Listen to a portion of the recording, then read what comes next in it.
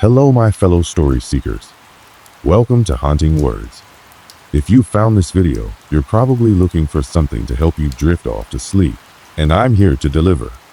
But before we begin, take a moment to like this video and subscribe to the channel.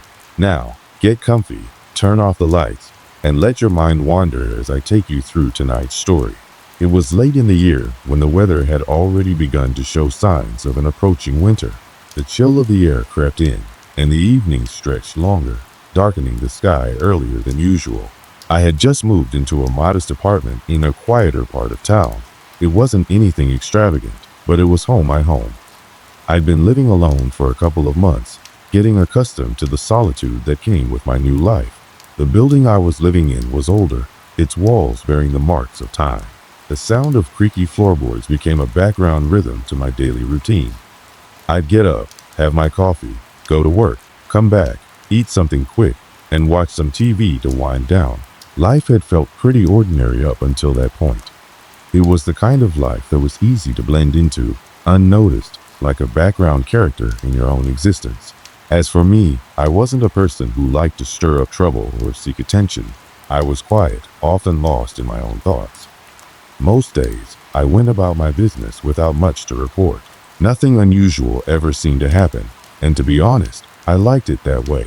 The calm and predictable routine of life kept me grounded. My apartment wasn't much, just a single bedroom with a small kitchen area and a living room. It had all the basic furniture, like a couch, a coffee table, and a bed, along with the shelves full of books and items I had accumulated over the years.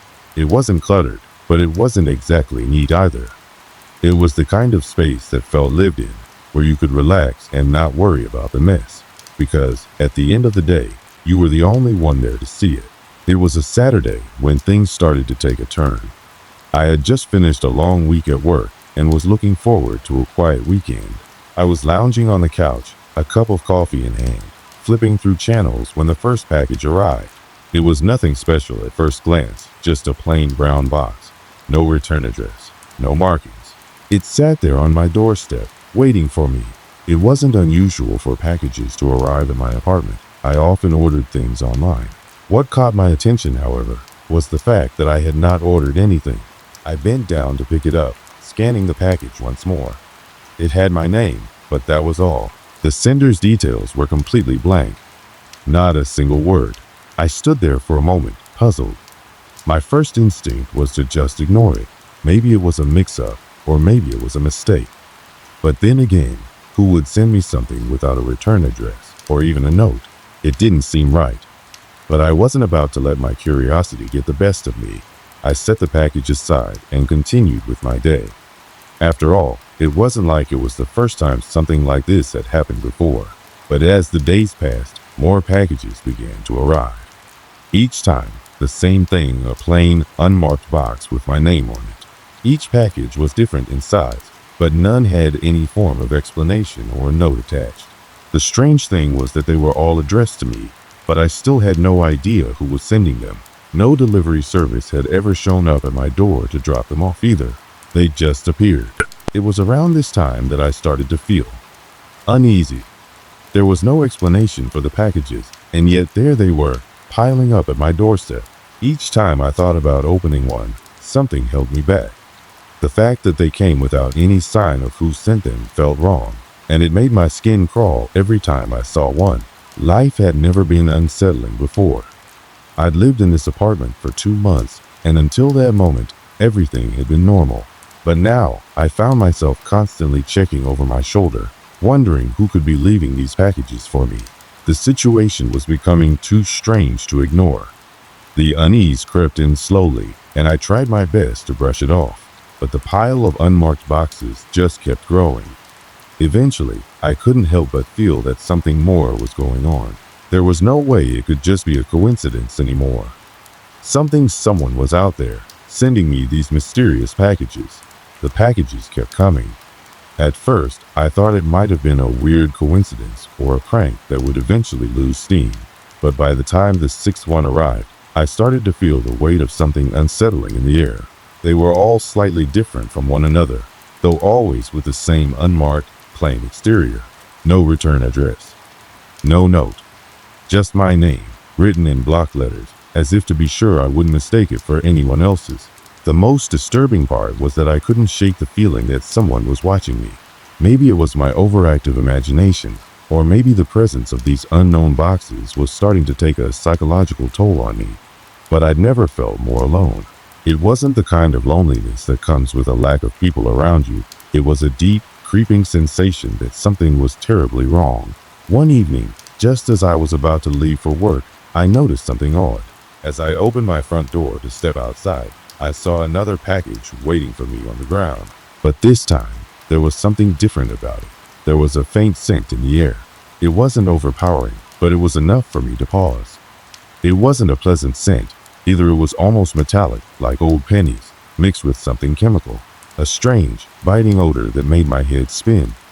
My heart rate picked up as I bent down to pick it up, inspecting it more closely than usual. I shook the box, but there was no sound. No jostling of contents inside.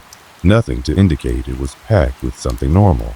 I could feel my pulse quickening, but I told myself to calm down. It was just a package, right? It was nothing. I bent down and checked the bottom of the box, just in case there was something that could explain the strange smell, but there was nothing. There was no label, no marking at all to identify its contents. Hesitantly, I decided to leave it there for a moment, as I wasn't sure whether I wanted to open it. But before I could even think further, my phone buzzed in my pocket, a much-needed distraction. I stood up and slipped the phone from my pocket, glancing at the notification. A new email from an unknown sender appeared in my inbox. No subject line, just a cryptic string of random characters and numbers. My stomach twisted, and for the briefest moment, I wondered if the email was related to the boxes. I quickly deleted the message without reading it, but the odd sense of dread that settled over me lingered. That night, I couldn't bring myself to ignore the boxes any longer. I gathered them all in my living room, the pile now 6 boxes high. The scent was still there, faint but persistent. I decided I had to open one just to make sure there wasn't something dangerous inside, or at least something that could provide an explanation.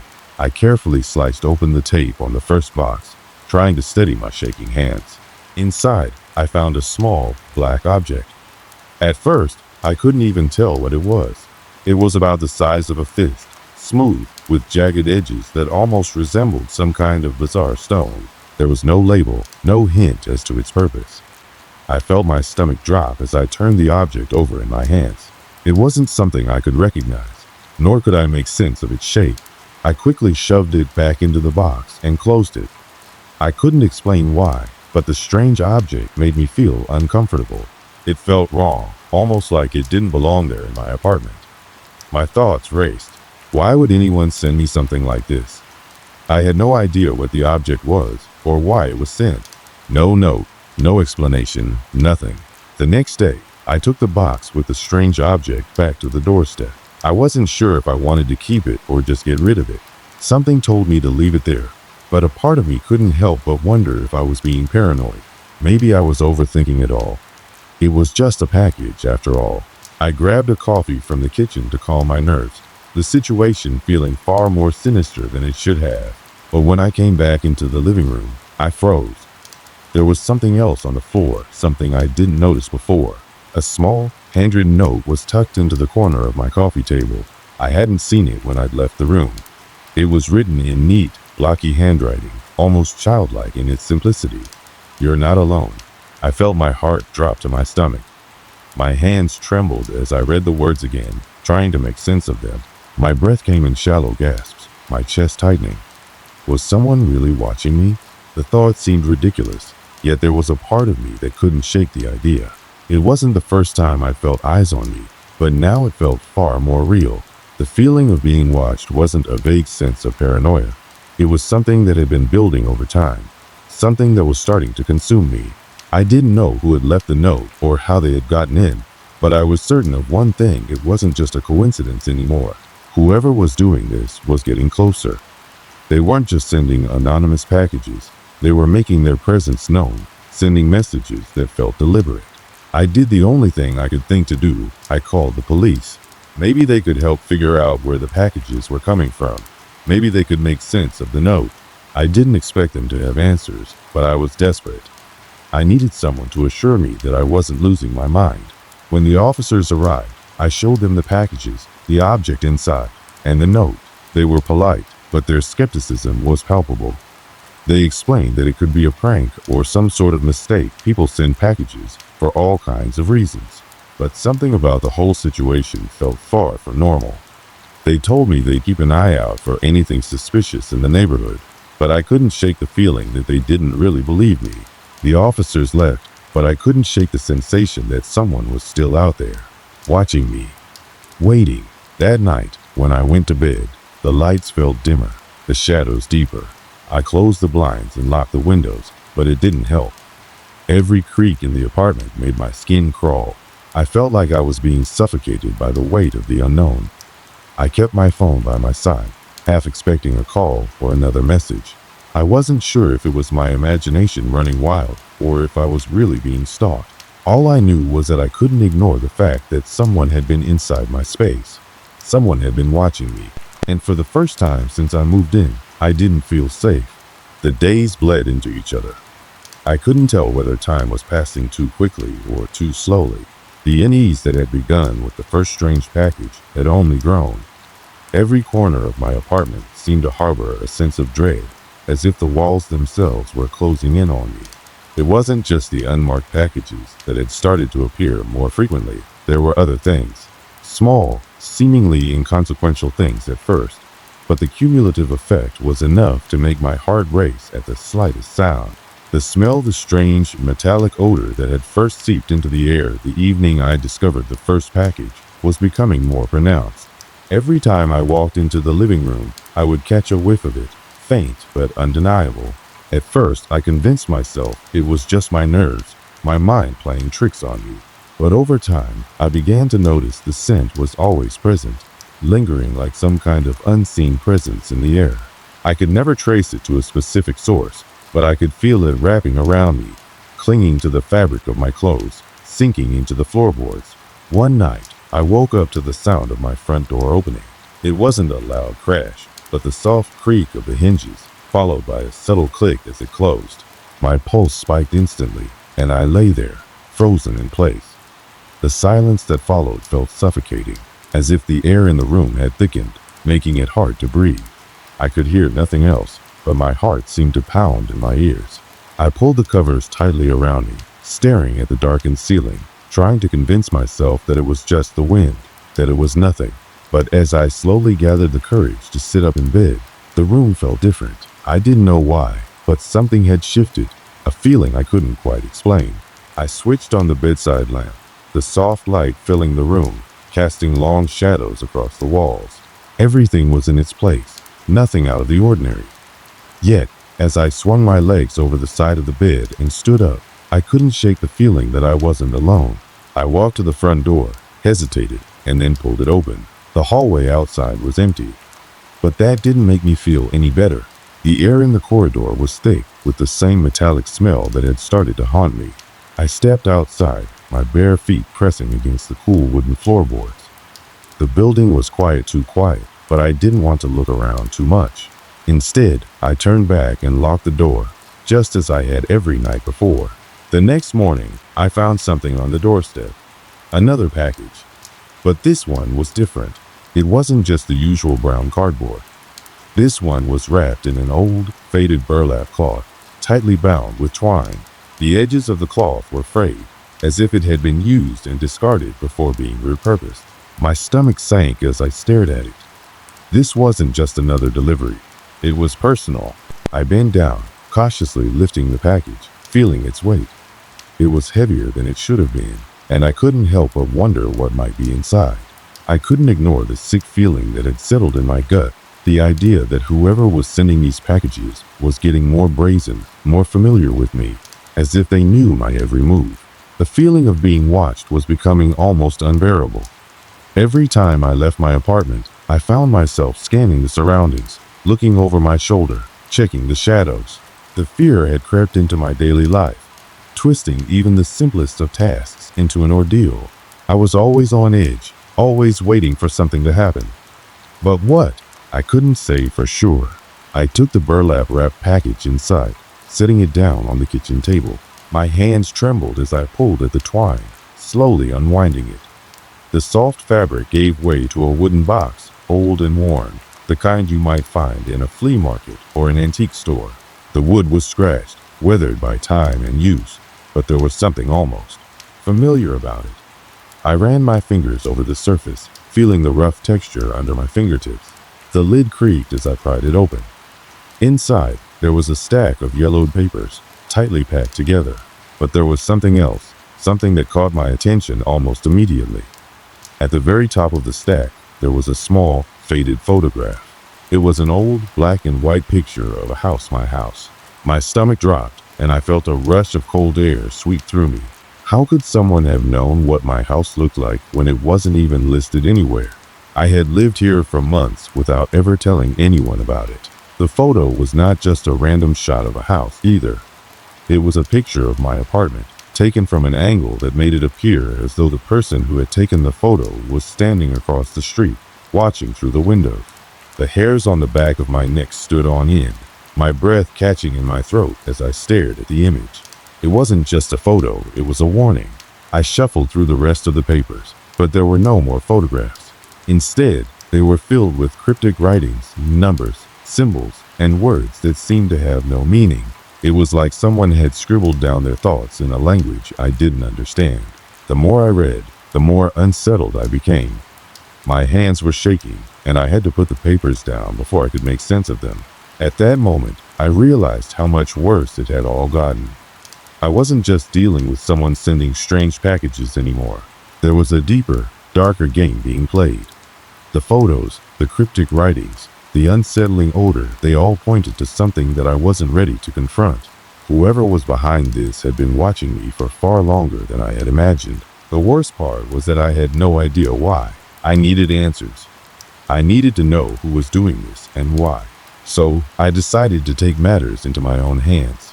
That night, I went through every inch of my apartment, searching for anything that could give me a clue.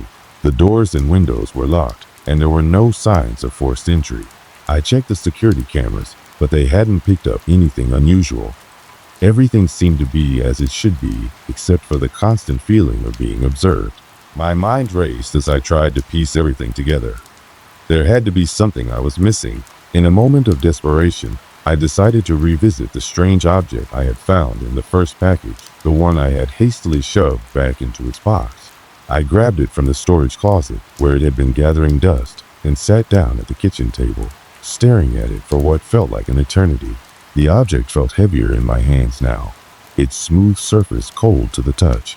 As I inspected it more closely, I realized something I hadn't noticed before. There were faint markings on the object's surface, scratches like symbols carved into the material.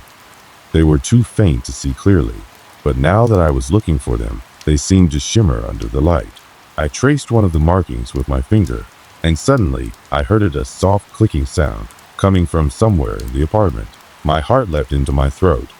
I wasn't alone. Someone or something was in the apartment with me. I froze, trying to listen. The clicking sound continued, now followed by a scraping noise, as though something was dragging across the floor.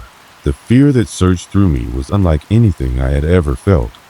Every instinct screamed at me to run, to get out of there as fast as I could. But where would I go? The noise stopped. For a brief moment, everything was silent. Then I heard the door. It creaked open, slowly. The air in the apartment grew colder, and I could feel the hairs on the back of my neck stand on end as I sat frozen at the kitchen table. The sound of the door opening was unmistakable. My heart pounded in my chest, each beat reverberating in my ears. I didn't move. I couldn't.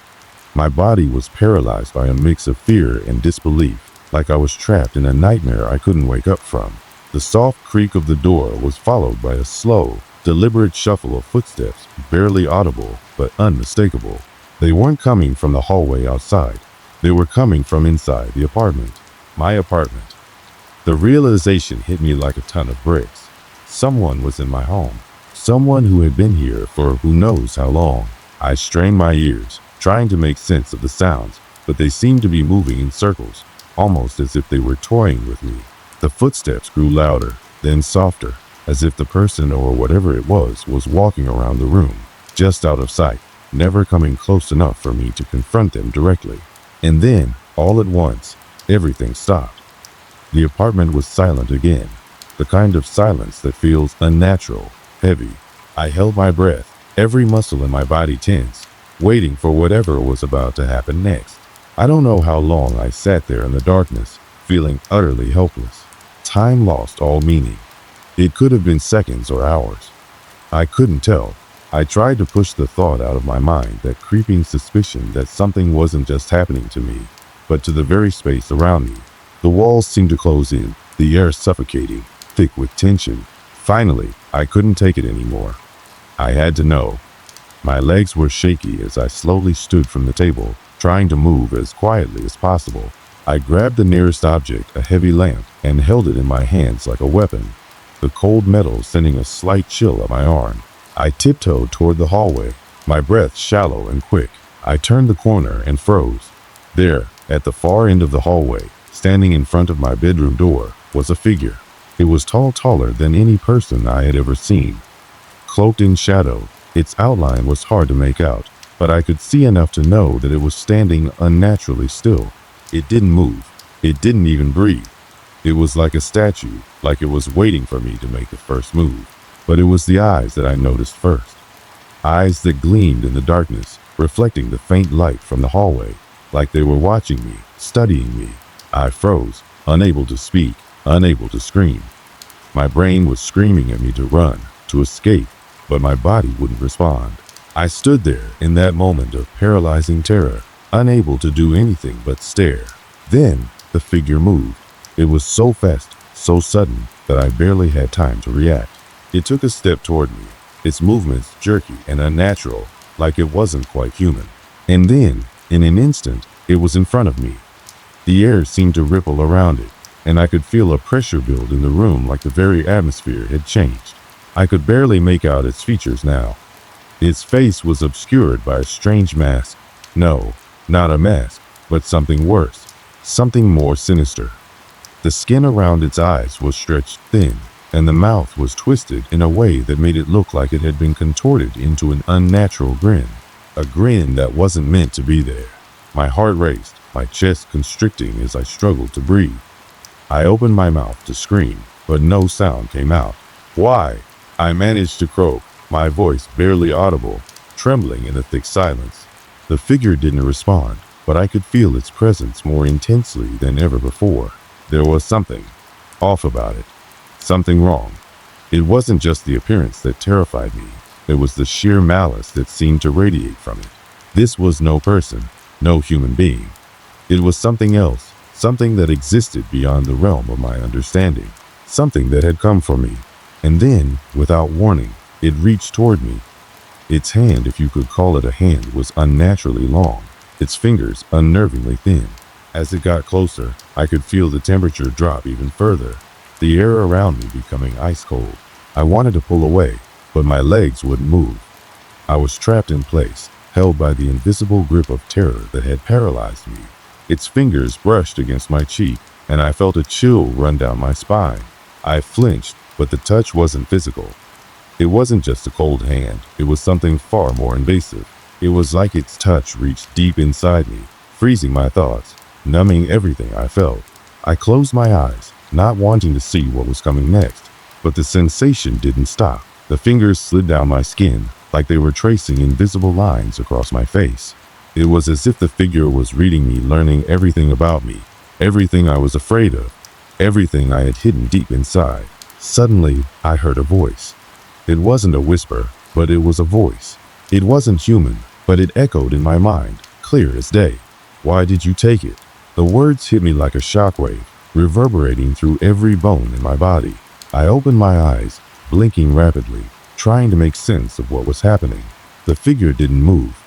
Its eyes, those cold, gleaming eyes, locked onto mine, as if it was waiting for an answer. My throat constricted, and I felt like I was going to choke on the weight of the question. The answer was so obvious, yet I couldn't find the words to explain. The moment stretched on for what felt like an eternity. I could feel the coldness seeping into me, into my soul, like it was slowly draining me of everything I once knew. The feeling of being watched, of being completely exposed, was unbearable. I shook my head, unable to form any coherent thoughts, let alone answers. What was it talking about? What had I taken? The only thing I had taken was the package, but that didn't make sense. How could that be the reason for all this? What did it want from me? Without another word, the figure stepped back, its presence still looming over me. I could feel the weight of its gaze, even as it started to fade back into the shadows, its body melting into the darkness like smoke. And then, just as quickly as it had appeared, it was gone. The room felt emptier than before. The air felt still, and the oppressive weight that had settled around me lifted, but only slightly.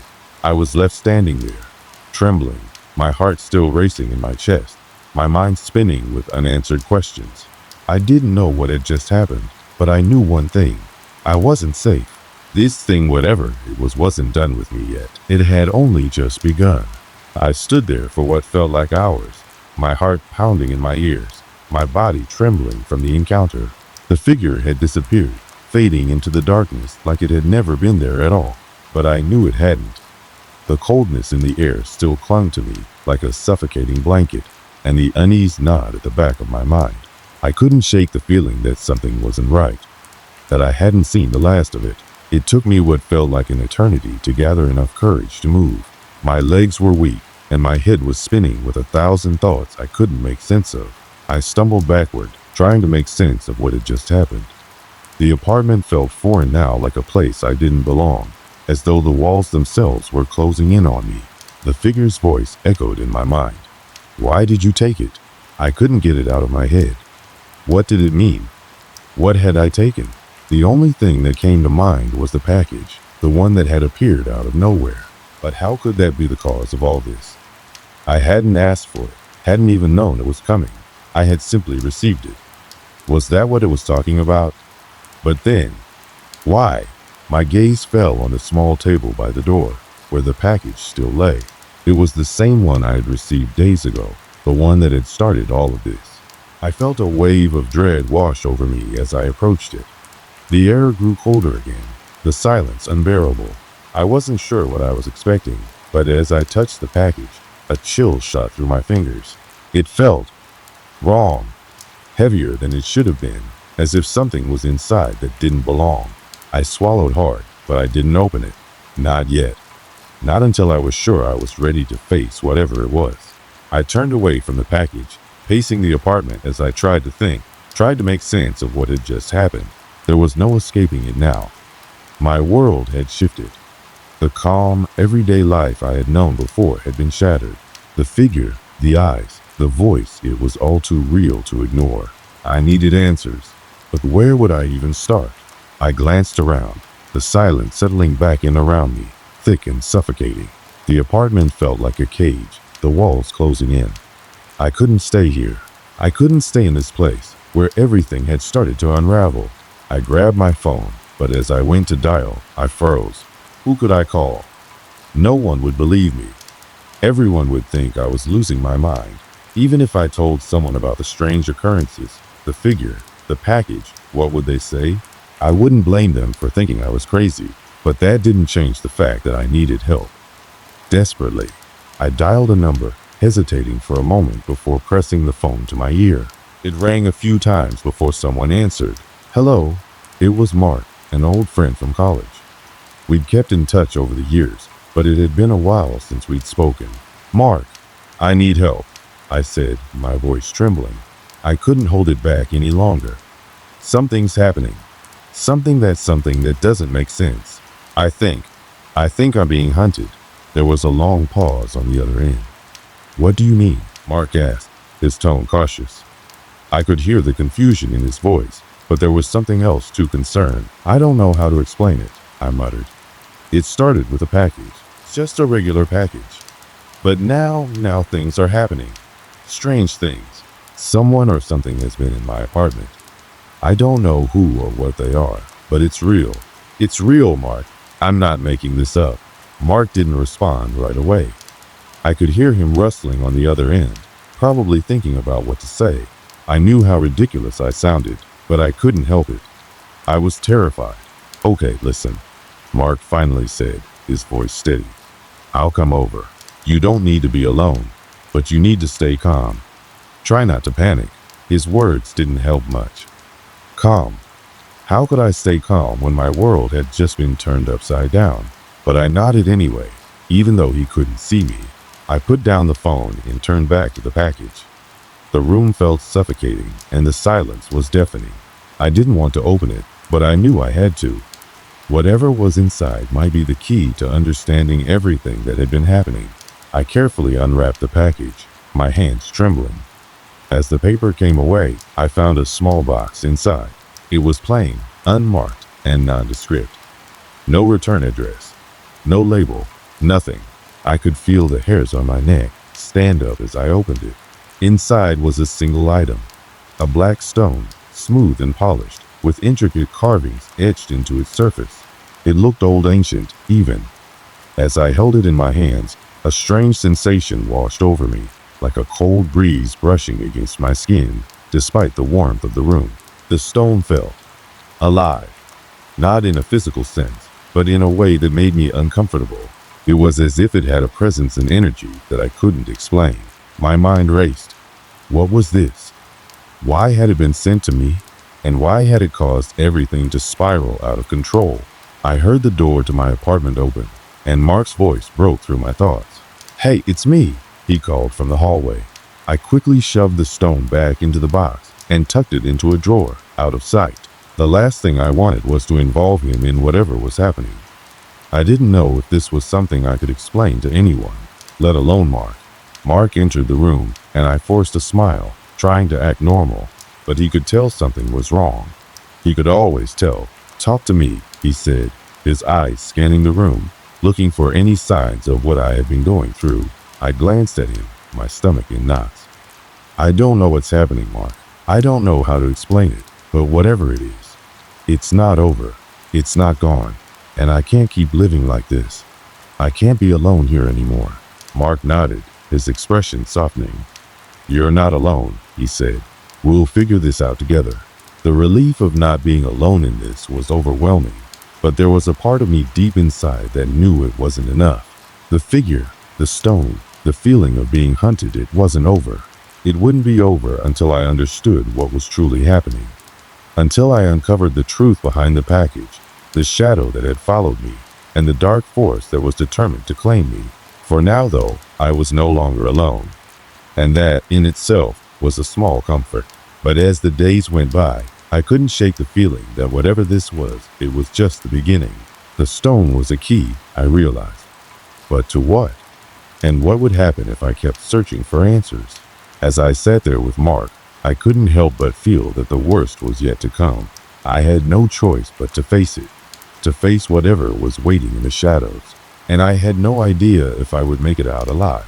The days that followed felt like a blur, an endless cycle of fear, confusion, and sleepless nights.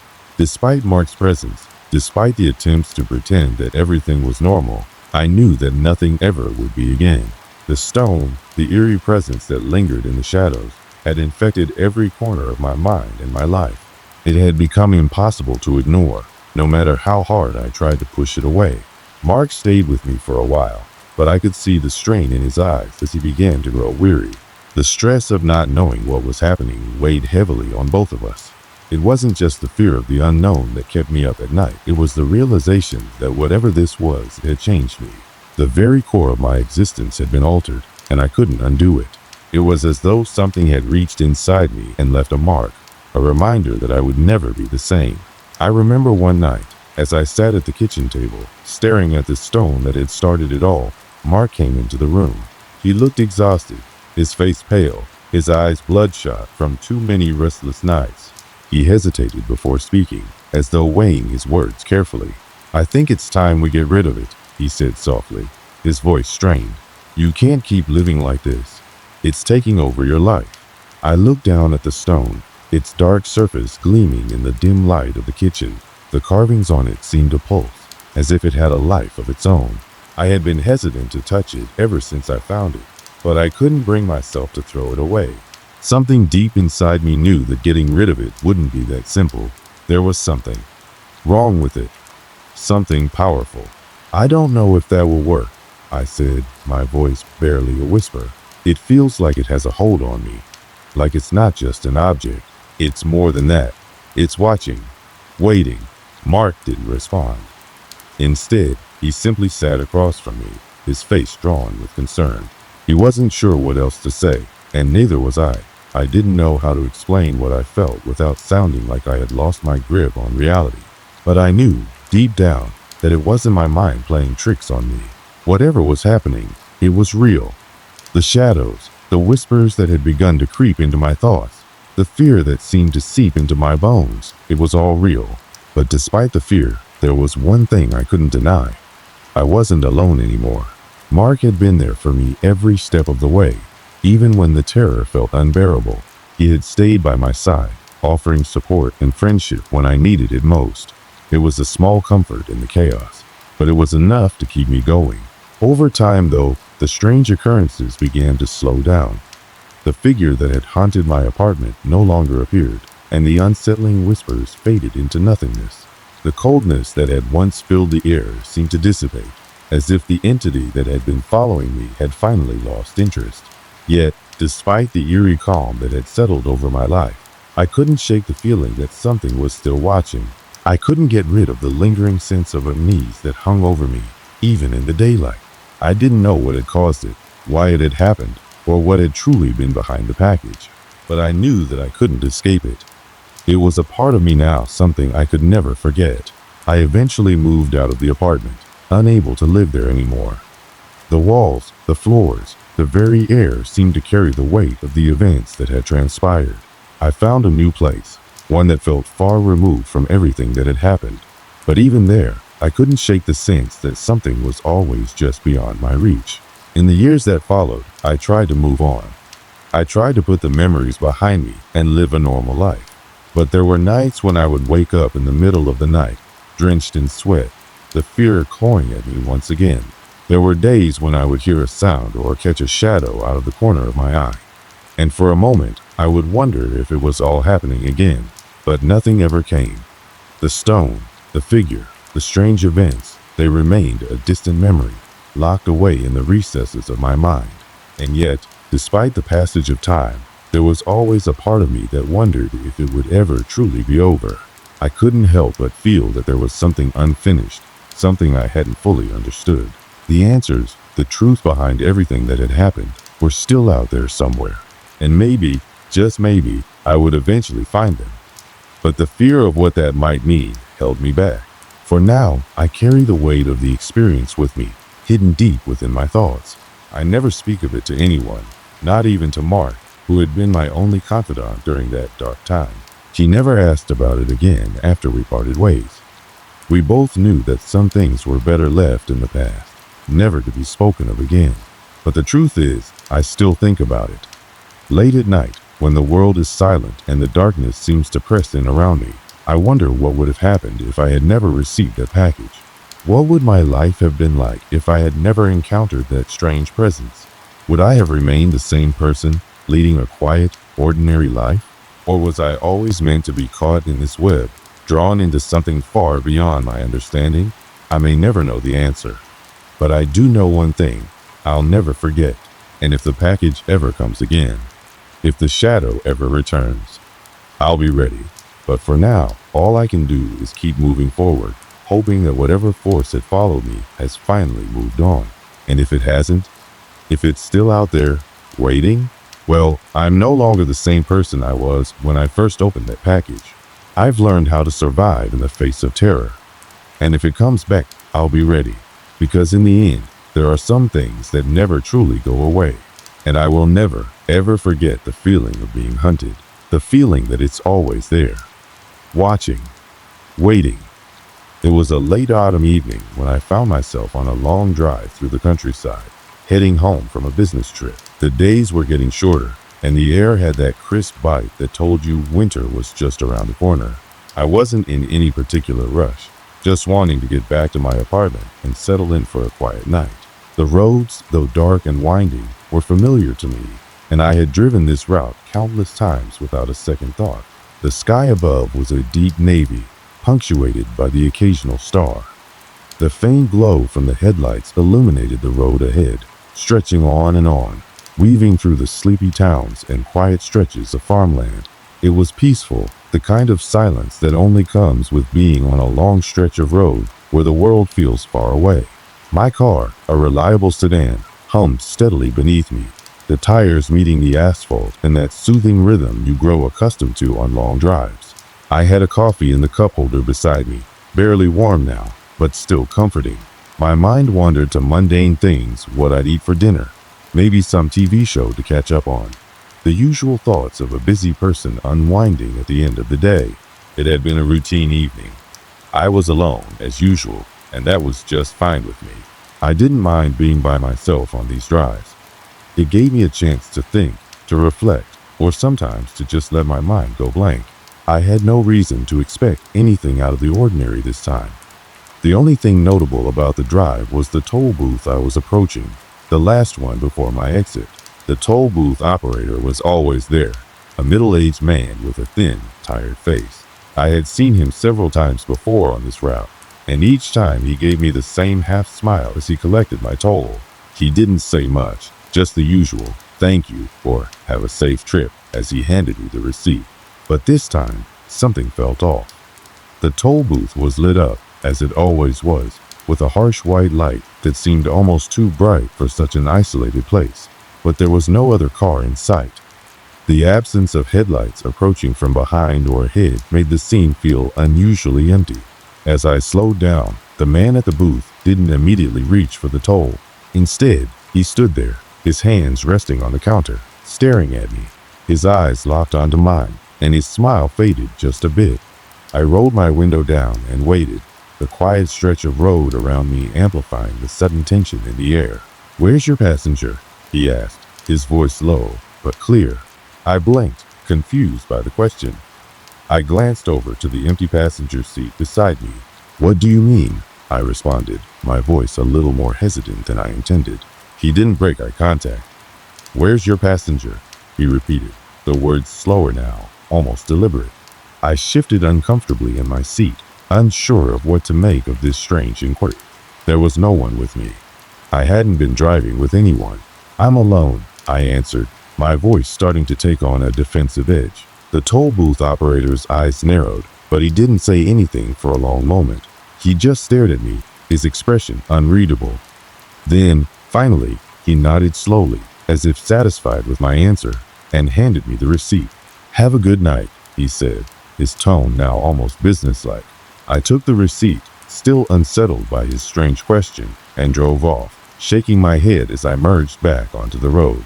What was that all about? I thought.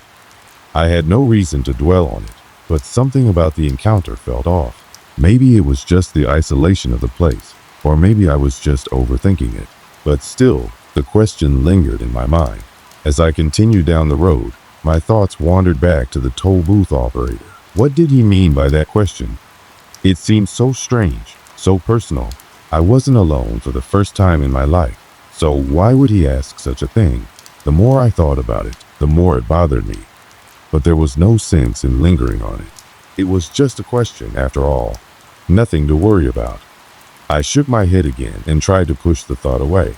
It was a quiet night, and I just wanted to get home. I told myself I would forget about it and relax once I was back at my place, safe and sound. I could even put this whole strange moment out of my mind, as I always did with little oddities in life. But little did I know, that strange question at the toll booth would be the start of something far darker than I could ever have imagined, something that would follow me home. I continued my drive, but the unsettling interaction with the toll booth operator kept gnawing at me. The more I thought about it, the more bizarre it seemed. I glanced at the rearview mirror, as if expecting someone to be in the back seat.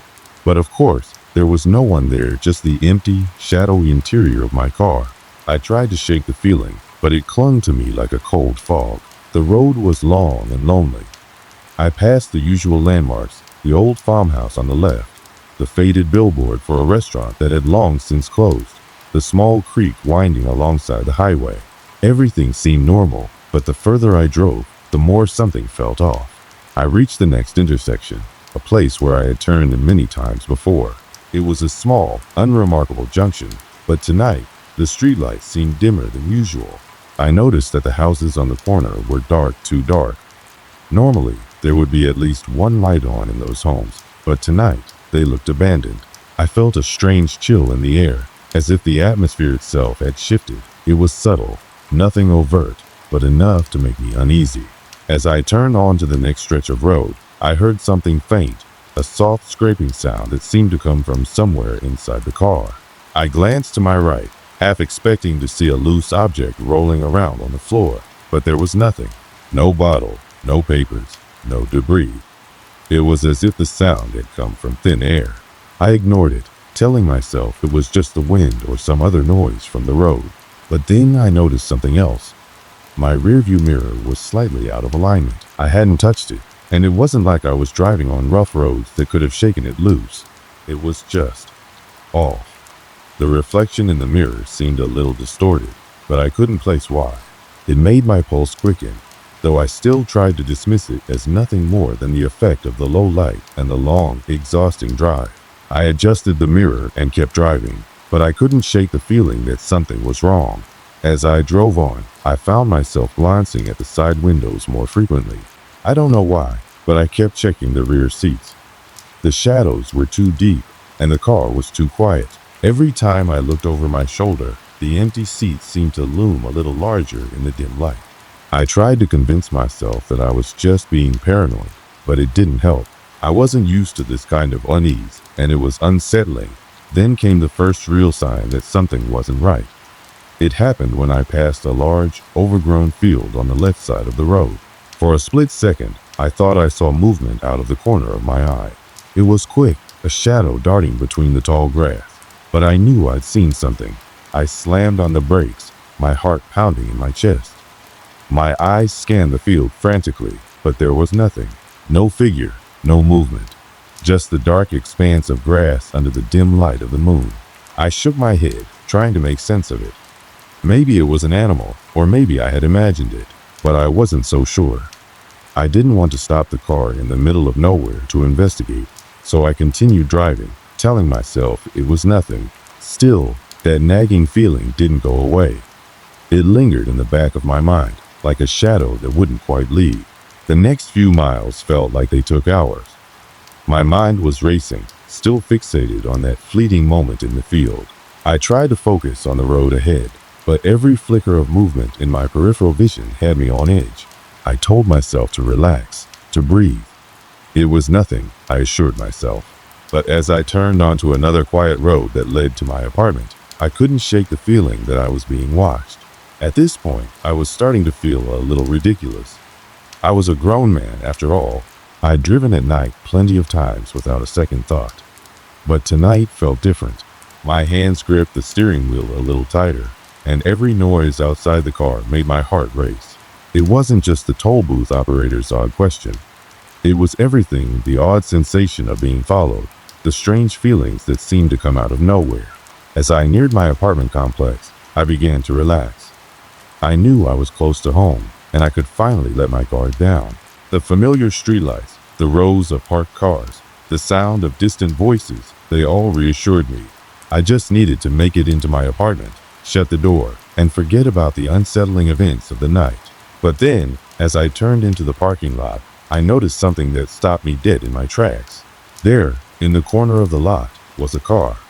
It was an old, dark sedan, parked oddly in the farthest spot from the building. It wasn't one of my neighbor's cars, and I knew that because the headlights were still on.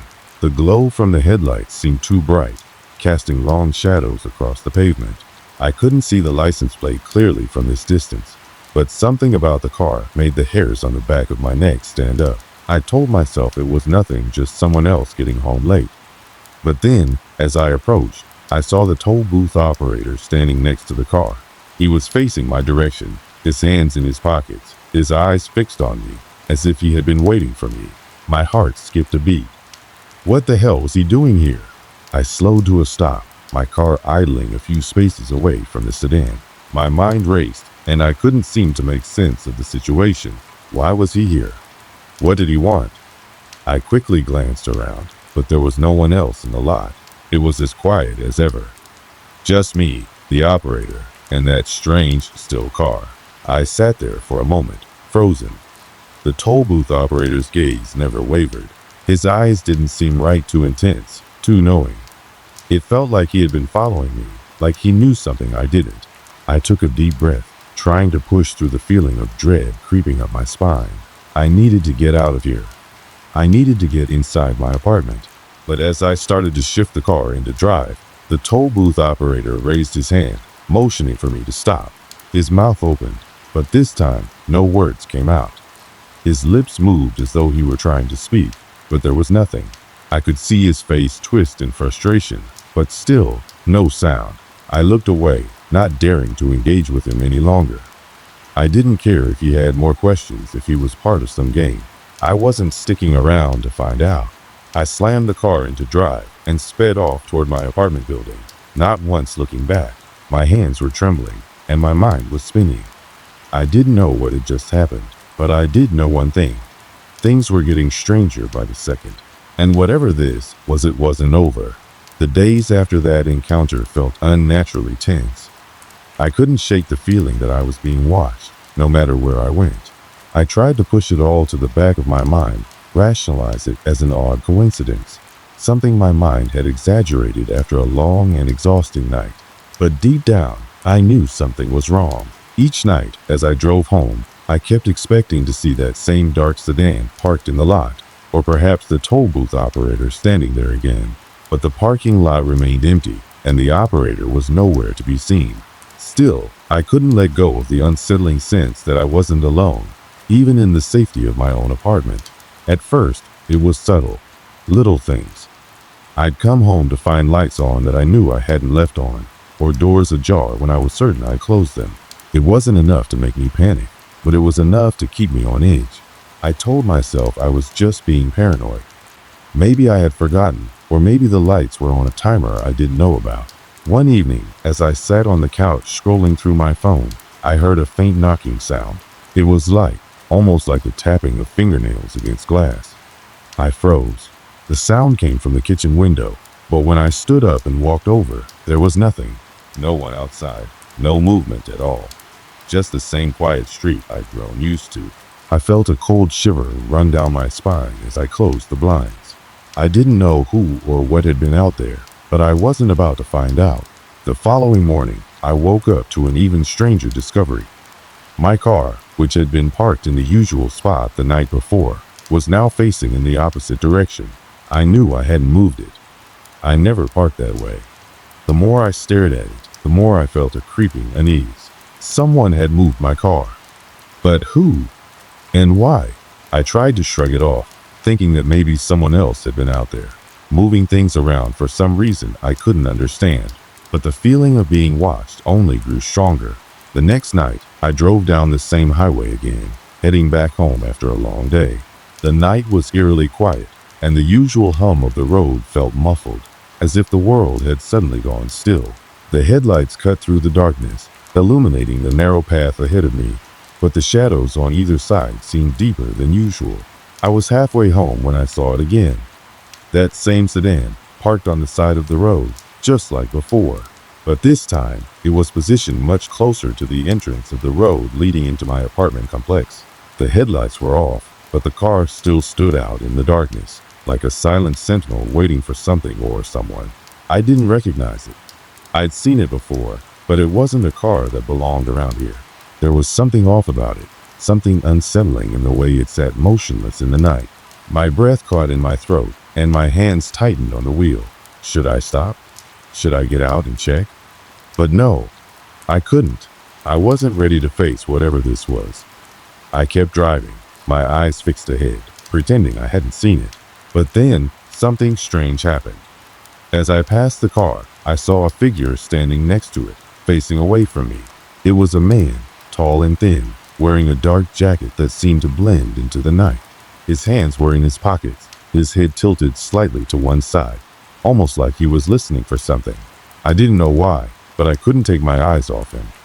My foot hovered over the brake pedal, and for a moment, it felt like the car was moving too slowly, like time had stretched itself out just for me to see this figure. In all his chilling stillness, But as I reached the end of the road and prepared to turn into the parking lot, I felt a sudden, inexplicable pull to look back. I glanced in the rearview mirror. The figure was gone. No trace. No movement. Just an empty stretch of road behind me. My heart pounded in my chest, but I forced myself to continue. I didn't want to stop. I didn't want to know what had happened, or why it felt like I was being drawn into some kind of strange, invisible web. When I got home, I checked the parking lot again. No sedan. No tall man in a dark jacket. The lot was as empty as it always was, save for the other parked cars. It didn't make any sense. I couldn't explain it, but the feeling of dread lingered in the air, thick like smoke. I knew I had to do something. I couldn't just keep ignoring these signs, these strange events that kept happening. It wasn't normal. It wasn't right. That night, I decided to take a different route home, just to see if I would encounter the same eerie sensations. Maybe I was just imagining things, letting my mind run wild. But as I drove, I felt something heavy pressing on my chest, as if something was lurking just out of reach. The air in the car felt suffocating. Every shadow seemed to hold a secret. I turned down a quiet back road, hoping to clear my mind, but the further I went, the more I felt like something was watching me. I saw nothing out of the ordinary, but the weight of the silence was unbearable. And then I saw it again, just like the first time, a car, the same dark sedan. But this time, it was parked in the middle of the road, blocking my path. I stopped, my heart in my throat. My first instinct was to turn around, to go back the way I came, but there was no other road. The only way forward was through the sedan. I got out of the car slowly, my legs shaking with uncertainty. The night air was cold against my skin, and the ground felt uneven beneath my feet. I walked toward the sedan cautiously, each step heavier than the last. As I neared the car, I saw that the headlights were off, but the engine was running. The soft hum of the motor was the only sound in the air, a constant reminder of how strange everything had become. I reached the window and hesitated. The darkness inside the car seemed to swallow any light that came near. But before I could even think about knocking or peering inside, the window rolled down, slowly, as though it had a mind of its own. I froze. There, in the driver's seat, was the toll booth operator. He was staring straight ahead, his face expressionless, but his eyes, they were wide open, unblinking, fixed on something only he could see. He didn't speak. He didn't move. He just stared. The air around me thickened, and I felt the hairs on the back of my neck stand up. My breath caught in my throat. "What do you want?" I whispered almost to myself. Without saying a word, he turned his head slightly, just enough so that his gaze met mine. And then, in the most chillingly calm voice, he asked the same question he had asked before. "Where is your passenger?" The words echoed in my mind like a cold gust of wind, and for a moment, I thought I would lose my grip on reality entirely. My passenger? I was alone. I had always been alone. I took a step back, my pulse racing, but the operator's gaze followed me, never leaving my eyes. The car seemed to grow colder, and I could feel a strange energy pulsing around me, pressing against my chest. I couldn't breathe.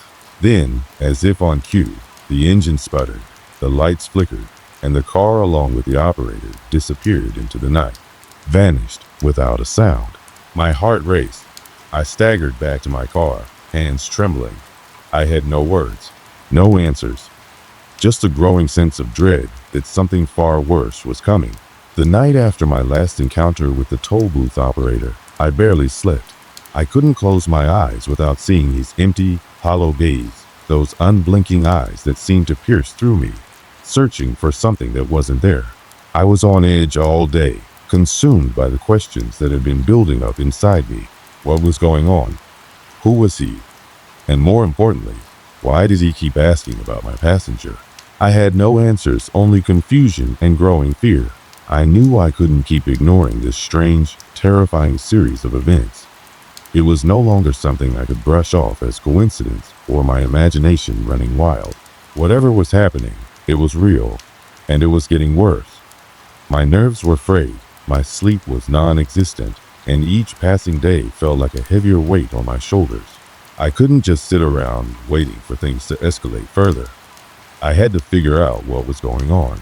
I had to confront whatever this was before it spiraled completely out of control. That night, I drove to the toll booth once again, hoping to find some answers. My hands gripped the steering wheel so tightly that my knuckles turned white. Every inch of the road felt familiar, but it no longer felt safe. The thought of passing that booth again, of encountering the operator once more, was a source of dread. But I couldn't back down now. I had to know. I had to understand what was happening. The air felt different tonight. Colder, more oppressive. The hum of the car's engine was the only sound in the car, and the road ahead seemed to stretch on endlessly. As I approached the toll booth, I saw the familiar silhouette of the operator standing there. The same dark jacket, the same stillness. He was waiting for me. I slowed the car, my pulse quickening. As I got closer, I saw that the booth was eerily empty. The operator wasn't in his usual spot, but the booth itself was still illuminated by the soft, flickering light above it. My heart raced as I pulled to a stop in front of the booth, not knowing what to expect. I sat there for a moment, listening to the silence. It felt as if the entire world had gone still, holding its breath. And then I saw it, a shadow moving inside the booth. Slowly, deliberately, a figure emerged from the darkness, stepping out into the dim light. It was him, the toll booth operator, but something was wrong. He didn't look like the same person I had seen before. His face was gaunt, his eyes sunken and dark. There was an unnatural stillness to his movements, as if he were moving in slow motion. He didn't speak at first. He just stood there, staring at me with those cold, vacant eyes. I felt my breath catch in my throat. My entire body tensed, and I could barely force myself to look away. Something in the air felt off-charged, almost as if the night itself were alive with some unseen force. I wanted to drive away, to get out of there as quickly as possible, but my feet felt frozen to the floor. I couldn't move. He stepped closer, his footsteps barely making a sound on the asphalt. When he was just a few feet from the car, he spoke. His voice was lower than I remembered, almost a whisper, but it was laced with an unsettling calmness. "Where's your passenger?"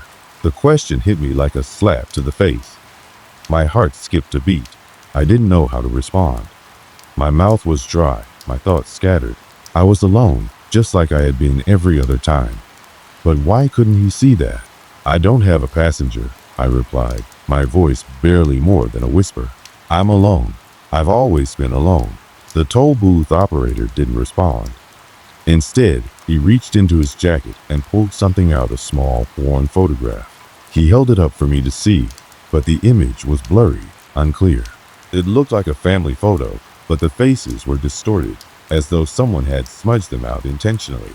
I couldn't make out any details, but there was something disturbingly familiar about the image. "Where is your passenger?"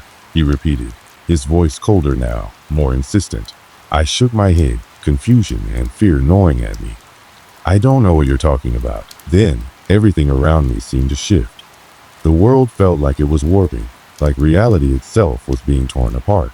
I glanced around frantically, feeling a wave of nausea wash over me. The booth, the road, even the car, everything was becoming distorted. The toll booth operator's figure seemed to stretch, his body elongating unnaturally, his features warping into something grotesque. And then I saw something in the corner of my eye, a flash of movement. I turned quickly, my heart racing. There, standing behind me in the back seat of my car, was a figure, a woman. She was dressed in old-fashioned clothing, her face pale, almost sickly. Her eyes were wide, unblinking, and her hair hung in tangled strands around her face. I could feel her gaze on me, even though I couldn't bring myself to look at her directly. I didn't know how she had gotten there, or when she had gotten there. I had checked the back seat before I started driving. But there she was, staring at me, her expression vacant, as if she were waiting for something, waiting for me to understand. I turned back to the toll booth operator, my mind spinning with fear. But he was gone. In his place was only darkness, a shadow that seemed to swallow everything around it. The booth had disappeared, and I was left alone on the side of the road. I wanted to scream, to run, but my body wouldn't respond. I felt paralyzed, trapped in some kind of nightmare I couldn't wake up from. The figure in the back seat moved slightly, tilting her head as if she were studying me, waiting for me to make the next move. I finally found the strength to turn the ignition key, the engine sputtering to life. I slammed my foot on the gas pedal, speeding away from the toll booth and the shadowy figure behind me. As I drove, I couldn't escape the feeling that something had changed. The world around me seemed wrong, out of place. The road ahead stretched on, but it felt like it was leading me somewhere. I didn't want to go somewhere I couldn't understand. The woman in the back seat was still there, watching me silently, but when I glanced at her again, she was gone. I glanced in the rearview mirror. The darkness behind me was empty. Nothing, no one, but I knew something had followed me. Something was waiting for me. I don't know how long I drove. It felt like hours, though the world outside the window remained eerily still. When I finally reached home, I ran into my apartment, heart pounding, and locked the door behind me. That night, as I sat there trembling, I couldn't shake the feeling that I was being watched. Even as I lay in bed, trying to force myself to sleep, the question echoed in my mind, over and over. Where is your passenger? I was no longer alone. Something was with me now, and I had no idea how to stop it. The night was long. The hours blurred into one another, and I could feel myself losing touch with reality as the haunting memories of the toll booth operator and the mysterious woman in the back seat replayed in my mind. My body was exhausted, but my mind was wide awake, constantly circling back to one simple question. What was happening? What had I encountered that night? The oppressive atmosphere in my apartment seemed to weigh me down. The silence too loud, too overwhelming. I sat up in bed, staring at the door as though it would suddenly swing open and let in whatever had been following me. The cold sweat that clung to my skin only made things worse. It was as if the presence of the unknown was suffocating me. I couldn't stay here. I couldn't continue living in this apartment, feeling like something was always just a step behind me. I couldn't shake the feeling that I was being watched, that the shadows in the corner of the room were waiting to engulf me. But running wasn't the answer. I knew that. The toll booth operator, the woman, they were connected somehow. This wasn't just a random event, and I wasn't going to escape by simply driving away or hiding. If I ran, they would keep coming after me. Whatever this was, it would follow me wherever I went. I needed to confront it. I had to find the truth. It was the only way to stop this. So, after what felt like hours of pacing around my apartment, I made a decision. I couldn't just sit here and wait for whatever was haunting me to make its next move. I was going back to the toll booth. The same booth that had caused me so much fear and confusion. I had to face it again. I had to find answers, or else this nightmare would never end. The road felt different that night. The moon hung low in the sky, casting long shadows across the asphalt. I felt a strange pull as I drove, as though the toll booth was drawing me in like a moth to a flame. I had been down this road countless times before, but now it seemed unfamiliar, foreign. My grip on the steering wheel was tight, my knuckles aching with the pressure, but I didn't dare release it. I couldn't. As I approached the familiar stretch of road, my heart began to race again. I could see the toll booth up ahead, its dim lights flickering in the distance. I knew what was waiting for me. I knew I had to face it. I slowed the car as I approached the booth, my nerves on edge, my mind filled with uncertainty.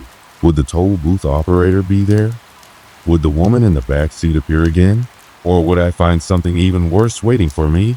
I stopped the car in front of the booth, my eyes scanning the surroundings. Everything seemed still. The night was quiet, too quiet. There were no other cars, no signs of life. Just me, alone, with the toll booth, and the questions that had been tormenting me. Then, the figure emerged. It was the toll booth operator. He stepped out of the booth, just as he had before, but this time, there was something different about him. He wasn't moving slowly, almost as if frozen in time, like he had been before. His movements were sharp, precise, and his eyes no longer held that strange emptiness. They were cold and calculating, like a predator locking onto its prey. I took a deep breath, trying to steady my nerves, but it was difficult. The fear was still there, just beneath the surface, ready to explode at any moment. He walked up to the car, his footsteps echoing in the night. When he reached the window, he didn't speak immediately. Instead, he just stared at me, as if measuring me, as if trying to figure out how far I was willing to go to uncover the truth. I took a deep breath and finally spoke. "What do you want from me?" Why do you keep asking about my passenger?" For a moment, there was only silence. Then, his lips parted slightly, and he spoke. But his voice was different this time. It was deeper, more resonant, like he was speaking through a veil, like he wasn't entirely present. "The passenger is here," he said, his voice almost a whisper. I froze. My heart stopped for a moment, and I felt my stomach drop. "What do you mean?" "There's no one else here. I'm alone. I've always been alone." He didn't answer right away. Instead, he stepped back from the car, his expression never changing. For a moment, I thought he was going to leave, but then I heard something, a soft rustling sound behind me, in the back seat. My blood ran cold. I turned slowly, not wanting to, but knowing I had no choice. When I glanced into the rearview mirror, I saw her. The woman from before, the one who had been sitting in the back seat, staring at me with her pale eyes. She was there again, only this time, she wasn't just staring at me. She was smiling. Her smile wasn't warm though. It wasn't human. It was twisted, mocking, as though she knew something I didn't. She didn't say a word, but her presence was overwhelming, suffocating. I could feel the weight of her gaze on me, and for the first time, I understood what she wanted. She was the passenger. I turned back to the toll booth operator, my breath coming in short gasps. "Who is she? Why is she here?" He didn't respond right away. Instead, he slowly turned his head, glancing at the woman in the back seat. "She is the one who has been waiting for you," he said, his voice almost sad. "She's been with you all along, following you, waiting for you to acknowledge her. You've been blind to her presence, but she's always been there." I felt the air around me grow heavy, the weight of his words sinking in. I didn't want to believe it, but the truth was undeniable. She had been there all along, even before I'd seen her. She had been with me, lurking in the shadows of my life, waiting for the right moment to reveal herself. And now, she was no longer a stranger. She was part of me, part of this twisted puzzle I had unknowingly created. She wasn't going away. She was mine now. The toll booth operator's face softened, almost regretful, as if he had finally said all he needed to say. "You've seen the truth now. There's no going back." And with that, he turned and disappeared back into the booth, leaving me alone with the woman in the back seat, who was now just a silent, watching presence. The night stretched on, the silence heavy and suffocating, but I couldn't move. I couldn't escape. There was nothing left to do but accept the truth. Whatever had begun that night at the toll booth had changed me, and there was no way to undo it. I wasn't alone anymore. I never saw the toll booth operator again after that night. But the woman, the passenger, she was always with me. Every road I traveled, every moment I spent alone, she was there, her eyes never leaving me. The questions were gone, replaced by a sense of finality. I couldn't escape what I had seen, what I had learned, and I knew, deep down, that nothing would ever be the same again. I had always believed in the simple, tangible reality of the world. That what you see is what you get. That the world is composed of concrete facts and predictable outcomes.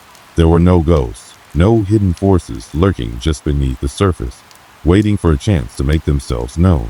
I had dismissed the oddities in my life as mere coincidences until that night at the toll booth. Now, as I sit here, the familiar hum of my apartment in the background, I realize how wrong I was.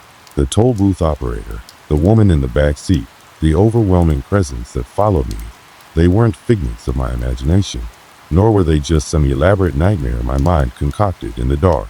No, they were real. They existed in the space between the known and the unknown, the realm where reality blurs, where we can't always be sure what's real and what's not.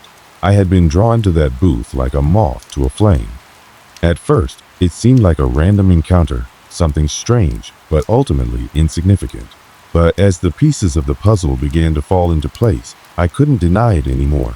There was something far bigger at play. The toll booth operator had been right.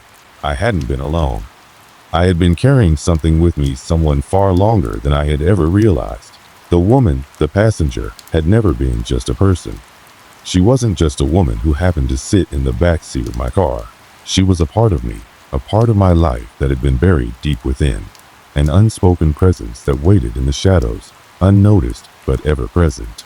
She had been with me in every moment of silence, in every shadow I thought I saw move, in every uneasy feeling that crept up when I was alone. She was never a stranger. She was me, and I was her. The toll booth operator had simply been the messenger, the one to finally pull back the veil that had obscured my understanding of reality. I can't say that I understand what happened that night, what force or entity was involved, but I do know this. There is no escape from what I've encountered. The more I try to push it away, the more it clings to me, an inescapable truth that follows me wherever I go. It's strange, but the fear I once felt has faded. It hasn't disappeared entirely, but it has changed.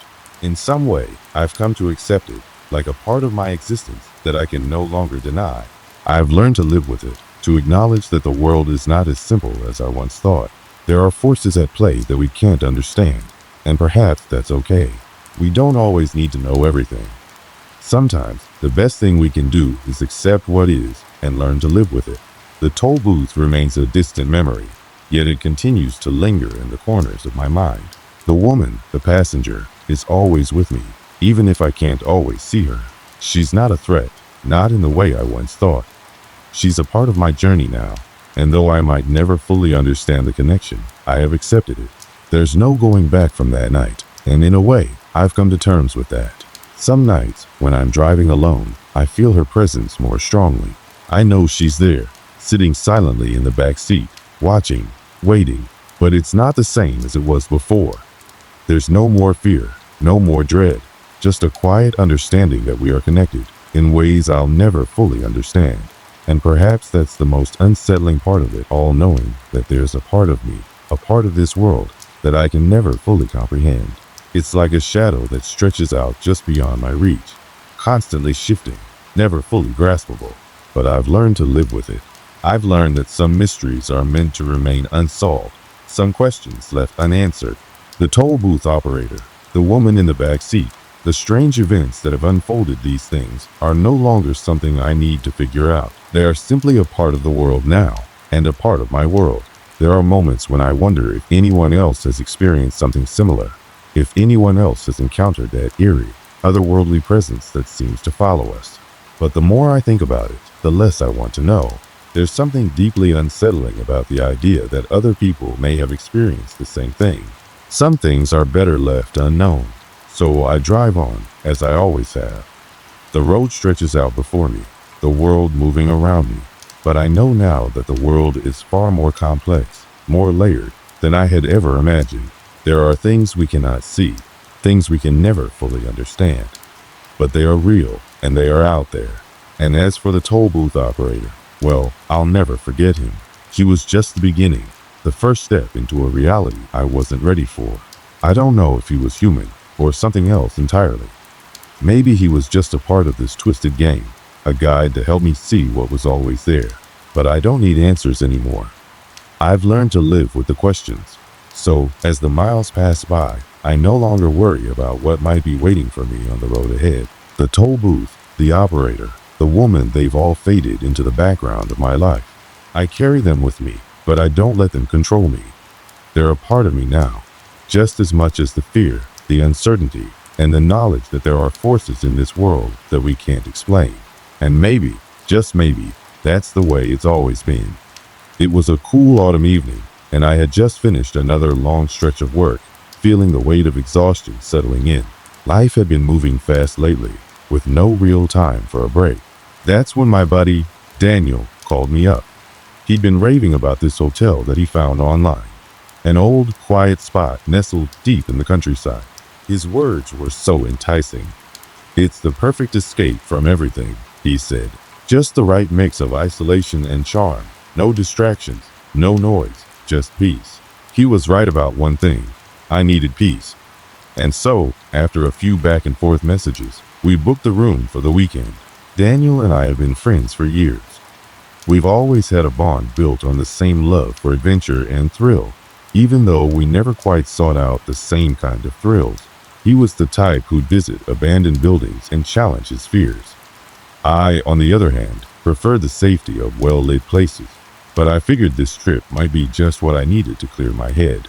It seemed harmless enough, right? We arrived at the hotel around late afternoon, just as the sun was starting to dip below the horizon. The place was secluded, tucked away in a dense forest that seemed to swallow any trace of modern life. There wasn't another building in sight, just miles of untouched trees and winding roads. As we pulled into the parking lot, I could already feel a slight unease building up, though I couldn't put my finger on why. The hotel itself was an old Victorian-style building with large bay windows, its paint peeling in places, and the stone steps leading up to the entrance worn down by time. But there was something strangely welcoming about it, like it was inviting us in. The receptionist greeted us with a warm, yet distant smile. He was an older man with thinning white hair, his pale blue eyes hidden behind thick glasses that gave him an almost timeless look. He didn't say much, just handed us the key to our room, a small brass key with an old-fashioned tag, and pointed us towards the elevator. "Room 304, he said softly, his voice almost lost in the creaking of the building around us. Daniel and I exchanged a glance, neither of us saying anything aloud, but both of us silently agreeing that there was something odd about the place. It wasn't unpleasant, just off. The hallway we walked down was dimly lit, with the soft hum of overhead lights casting long shadows on the faded carpet. The walls were lined with old portraits, their frames cracked, and the faces within them staring blankly at us as we passed. The whole place had an air of neglect, but at the same time, it felt like it was holding on to something we were too early to understand. We arrived at our room and immediately felt a change in the air, the temperature dropping as we stepped inside. The room was large, decorated in dark, heavy furniture that gave it a kind of somber elegance. There was an antique writing desk by the window, a large mirror mounted above the bed, and a fireplace that hadn't seen a flame in years. The bed was unmade, the sheets rumpled as though someone had just left in a hurry. I tossed my bag on the floor and went to the window. Outside, the forest stretched out endlessly, the last light of the day casting a reddish glow across the landscape. There was no sound, no movement, just the stillness of isolation. We unpacked our bags, and as Daniel pulled out his camera gear, eager to explore the area, I sat down on the bed, glancing over at the old clock on the wall. It was nearly 7 p.m., and we had hours before it got dark enough to truly get the full effect of the place. I suggested we get some dinner, but Daniel insisted we wait a little longer before heading down. The idea of not being completely alone in this strange place was unsettling, but I didn't want to admit it. Not yet. We spent the next hour in silence, each of us lost in our thoughts, occasionally exchanging a few words about the strange atmosphere. Daniel seemed to be enjoying the quiet, snapping photos of the room's odd features. But me? I couldn't shake the feeling that something was wrong. It was too still, too quiet, and every time I glanced at the clock, it felt like time was moving slower, as if the building itself was holding us there. The evening wore on, and with it came a growing sense of unease. The lights flickered once or twice, and I could hear faint sounds scraping, shuffling coming from the floor above us. At first, I dismissed it as the building settling, but after a while, it felt like we were no longer alone in the hotel. There was an almost palpable presence in the air, a weight that neither of us could shake off. But we laughed it off, because what else could we do? By the time we made our way down to the dining area, the hotel had taken on an almost ghostly aura. The large wooden doors creaked open as we entered, revealing a small dining room lit by chandeliers that flickered occasionally. The waitstaff, a young woman with dark eyes and a quiet demeanor, led us to a table near the back, her footsteps barely making a sound against the cold tiled floor. It wasn't until after dinner that the true strangeness of the hotel began to reveal itself. I was sitting there, nursing the last of my wine, when I saw it just for a second, like a shadow flitting across the doorway. I looked up, but no one was there. My heart skipped a beat, and I turned to Daniel, who was completely absorbed in his phone, oblivious to the brief moment of fear that had just passed. I didn't want to admit it to him, not yet. So I kept quiet. We finished our meal in silence, and as the evening wore on, the sense of dread grew heavier. The old hotel seemed to breathe with us, its creaking floors and shifting shadows amplifying every sensation in the darkening room. I couldn't help but wonder, were we the only ones there? Or was there something else? As we returned to our room that night, the eerie stillness seemed to follow us. The building was alive with sound noises that had no source, movements that couldn't be explained. The deeper we went into the hotel, the more unsettling it became. And I knew, deep down, that this weekend was going to be anything but peaceful. We spent the rest of the evening in our room, trying to shake off the odd tension in the air. Daniel had his camera set up on the desk, fiddling with settings and reviewing photos from the day. I, on the other hand, was lying on the bed, staring at the ceiling, trying to ignore the growing sense that something wasn't right about the place. I kept telling myself it was just my imagination, the quiet too oppressive, the isolation too much for my mind to handle. Around midnight, we decided to turn in. The silence outside the room had deepened, the kind of heavy stillness that makes every noise seem too loud. I tried to ignore it, pulling the covers over myself and trying to sleep, but it wasn't easy. There was a chill in the room that no amount of blankets seemed to warm. The air felt thick, almost as if it was pressing down on me, suffocating. I tossed and turned for what felt like hours before finally drifting off. I woke up suddenly, my heart racing. It was pitch black outside, the kind of darkness where the room feels more like a void than a space. For a moment, I couldn't remember where I was. Then the familiar sights of the room came into view. Daniel was still asleep on the other side of the room, his figure outlined in the dim light coming from the window. But there was something off. A strange sound had woken me up, something soft but persistent. At first, I thought it was the wind outside, or maybe the building settling, but then I realized it was a scratching noise. It was faint, but distinct, like something was being dragged across the floor above us. I lay there, my heart pounding, listening intently. The noise came again, this time louder, almost rhythmic. Scrape, pause, scrape. It wasn't like the normal creaks of an old building. It was purposeful, methodical. I glanced over at Daniel, but he didn't stir. He was in the deep, unbothered sleep of someone who didn't have the same sense of dread creeping into their mind. I tried to ignore it, tried to convince myself it was nothing. But it wasn't just the noise that unsettled me. It was the way the room felt like it was holding its breath, waiting. I didn't want to wake Daniel, not yet. So I closed my eyes and told myself it was just the house making its usual noises. I could still hear it though. Scrape, pause, scrape. It wasn't stopping. Eventually, I couldn't take it anymore. I slid out of bed quietly, careful not to wake Daniel, and crept towards the door.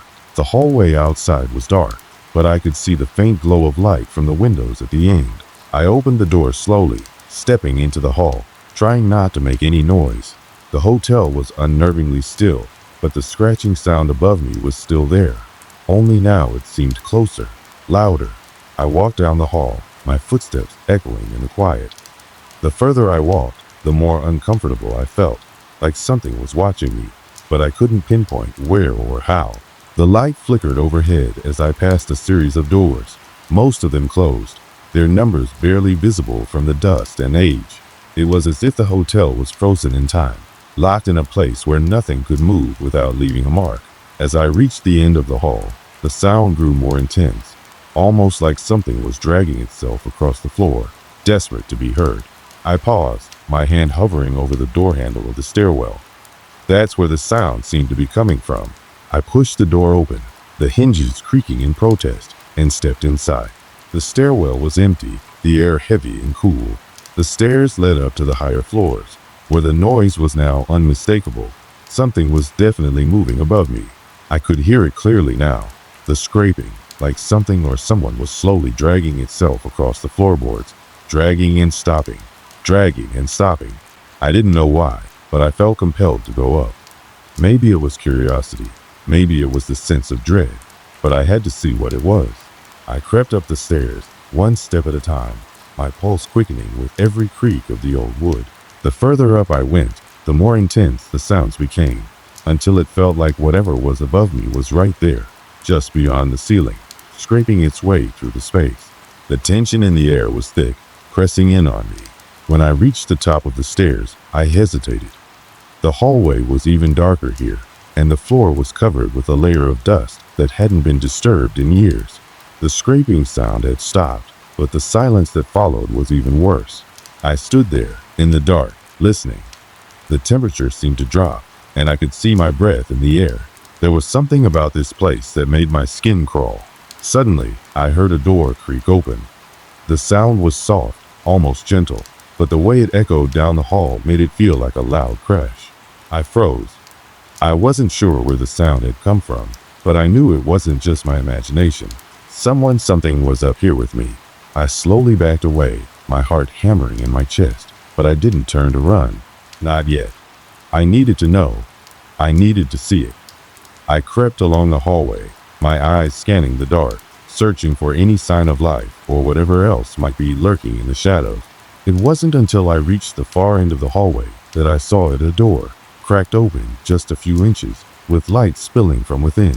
It wasn't the harsh, artificial light I had come to expect from the old building's lamps, but something softer, warmer, as though someone was inside, waiting. My feet moved on their own, drawn to the door as if something was pulling me forward. I pushed the door open, my hands trembling as I did. The room beyond was empty, cold. I stepped inside, my eyes scanning every corner of the room, looking for any sign of what had been making those noises. But there was nothing. Nothing but dust, cobwebs, and the faint smell of something damp in the air. It felt abandoned, like no one had been here in years. Yet, there was still a presence, a heaviness in the air that made it feel as though it had just been disturbed. I quickly backed out of the room, a sense of dread settling deep in my stomach. My legs felt unsteady as I turned to leave, but just as I reached the hallway, I heard a soft laugh. Faint, but there. I spun around, heart in my throat, but the hall was empty. The laughter was gone, swallowed by the silence that had returned. I didn't know what had just happened, but I didn't need to find out.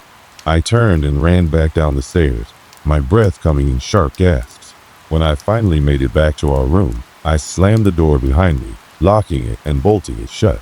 I stood there, leaning against the door, my heart racing as I tried to make sense of everything that had just occurred. But there was no explanation, no reasonable answer. Only the lingering fear that whatever was in that hotel, whatever was behind that door, wasn't something I ever wanted to meet again. I turned to Daniel, who had somehow remained asleep through it all. But I wasn't sure how much longer I could pretend this place was safe. The next morning, I couldn't shake the feeling that something was watching me. I sat on the edge of the bed, staring out the window at the gray sky, the world outside looking just as silent and unsettling as the night before. Daniel was still asleep, his face relaxed, unaware of the torment that had visited me in the night. I hadn't told him about the strange noises, the laughter, or the room I had found. It felt like something I wasn't supposed to talk about, as if mentioning it would make it worse, would pull whatever force was in that hotel into our space. But I couldn't ignore it. I couldn't pretend it hadn't happened. When Daniel finally woke up, I could tell something was off about him too. There was a look in his eyes, a sort of exhaustion that didn't seem to fit with how much sleep he'd gotten. He didn't say anything at first, but I could tell that the atmosphere had affected him in the same way it had affected me. There was a tension in the air that neither of us could shake. It wasn't just the eerie quiet of the place. It was something more, something heavy. Over breakfast in the hotel's dull dining area, we exchanged glances but didn't speak much. The silence between us had grown, a wall between us and the world outside. The clinking of silverware and the low murmur of the few other guests in the room only seemed to make the silence in our conversation more apparent. Every shadow in the corner of the room seemed to stretch longer than it should, and I caught myself glancing over my shoulder more than once, like something or someone was just out of sight, watching us. The hotel was just as lifeless as it had been the night before. The floor creaked underfoot as we made our way back to our room, and the sound of distant doors opening and closing was the only indication that anyone else was even in the building. I tried to dismiss the feeling that the hotel was far older than it looked, that the walls had absorbed something much darker over the years, but the feeling of being watched refused to leave. When we got back to our room, Daniel started reviewing his photos from the previous day, but his focus seemed scattered. I could tell he was still thinking about the events of the previous night, just as I was. He suddenly stood up, his chair scraping harshly against the floor, and walked toward the window. "Do you hear that?" he asked, his voice low and uncertain. I listened, straining to hear, but there was nothing. Just the usual hum of the air conditioning and the distant murmur of the hotel's strange silence. "Daniel, there's nothing there." "What are you?" Then I heard it. That same faint scraping sound from the night before. The one that had haunted me in the darkness. Only this time, it wasn't coming from above. It was coming from somewhere below us, from the depths of the hotel, as if something or someone was dragging something heavy across the floor. I stood up, my heart hammering in my chest. This time, I didn't try to ignore it. I couldn't. I couldn't pretend anymore that it wasn't happening. I motioned to Daniel, and we both slowly made our way toward the door. We both knew, without saying it, that we had to investigate. There was something in this place, something wrong, and we couldn't just keep pretending we were imagining things. The hall outside our room was just as eerie as it had been before, but this time I felt a sense of purpose driving me forward. As we walked down the corridor, the scraping noise grew louder, clearer, and I felt the temperature drop around us. The air was thick and cold, and the walls felt damp as if the hotel was alive, breathing with us, aware of our presence. We reached the stairs again, and this time, the sound seemed even more intense, more frantic. It was like whatever it was didn't want us to reach it. I glanced at Daniel, but he was already moving ahead, one step at a time, his footfalls echoing in the oppressive silence. There was no going back now. I had to see it. We both did. As we descended into the lower levels of the hotel, the noise became deafening, scratching, dragging, pulling, as though something was trying to break free from the walls themselves. The hallway stretched out before us, longer than it had looked before, the shadows clinging to every corner. I could feel the walls pressing in on us, suffocating us, as we moved further into the darkness. When we reached the basement level, the sound abruptly stopped. We stood in the dark, breathless, listening. I could feel Daniel beside me, tense, his every muscle coiled like a spring. We both knew that whatever we had heard wasn't normal, wasn't just the house settling or the wind.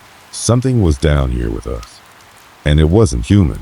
Then, from the darkness, came the sound of a door creaking open. It was slow, agonizingly so, as if someone or something was deliberately trying to make itself known. The door at the far end of the hallway stood ajar, the faint light spilling out from within. I moved first, my legs shaky, but my feet carried me forward.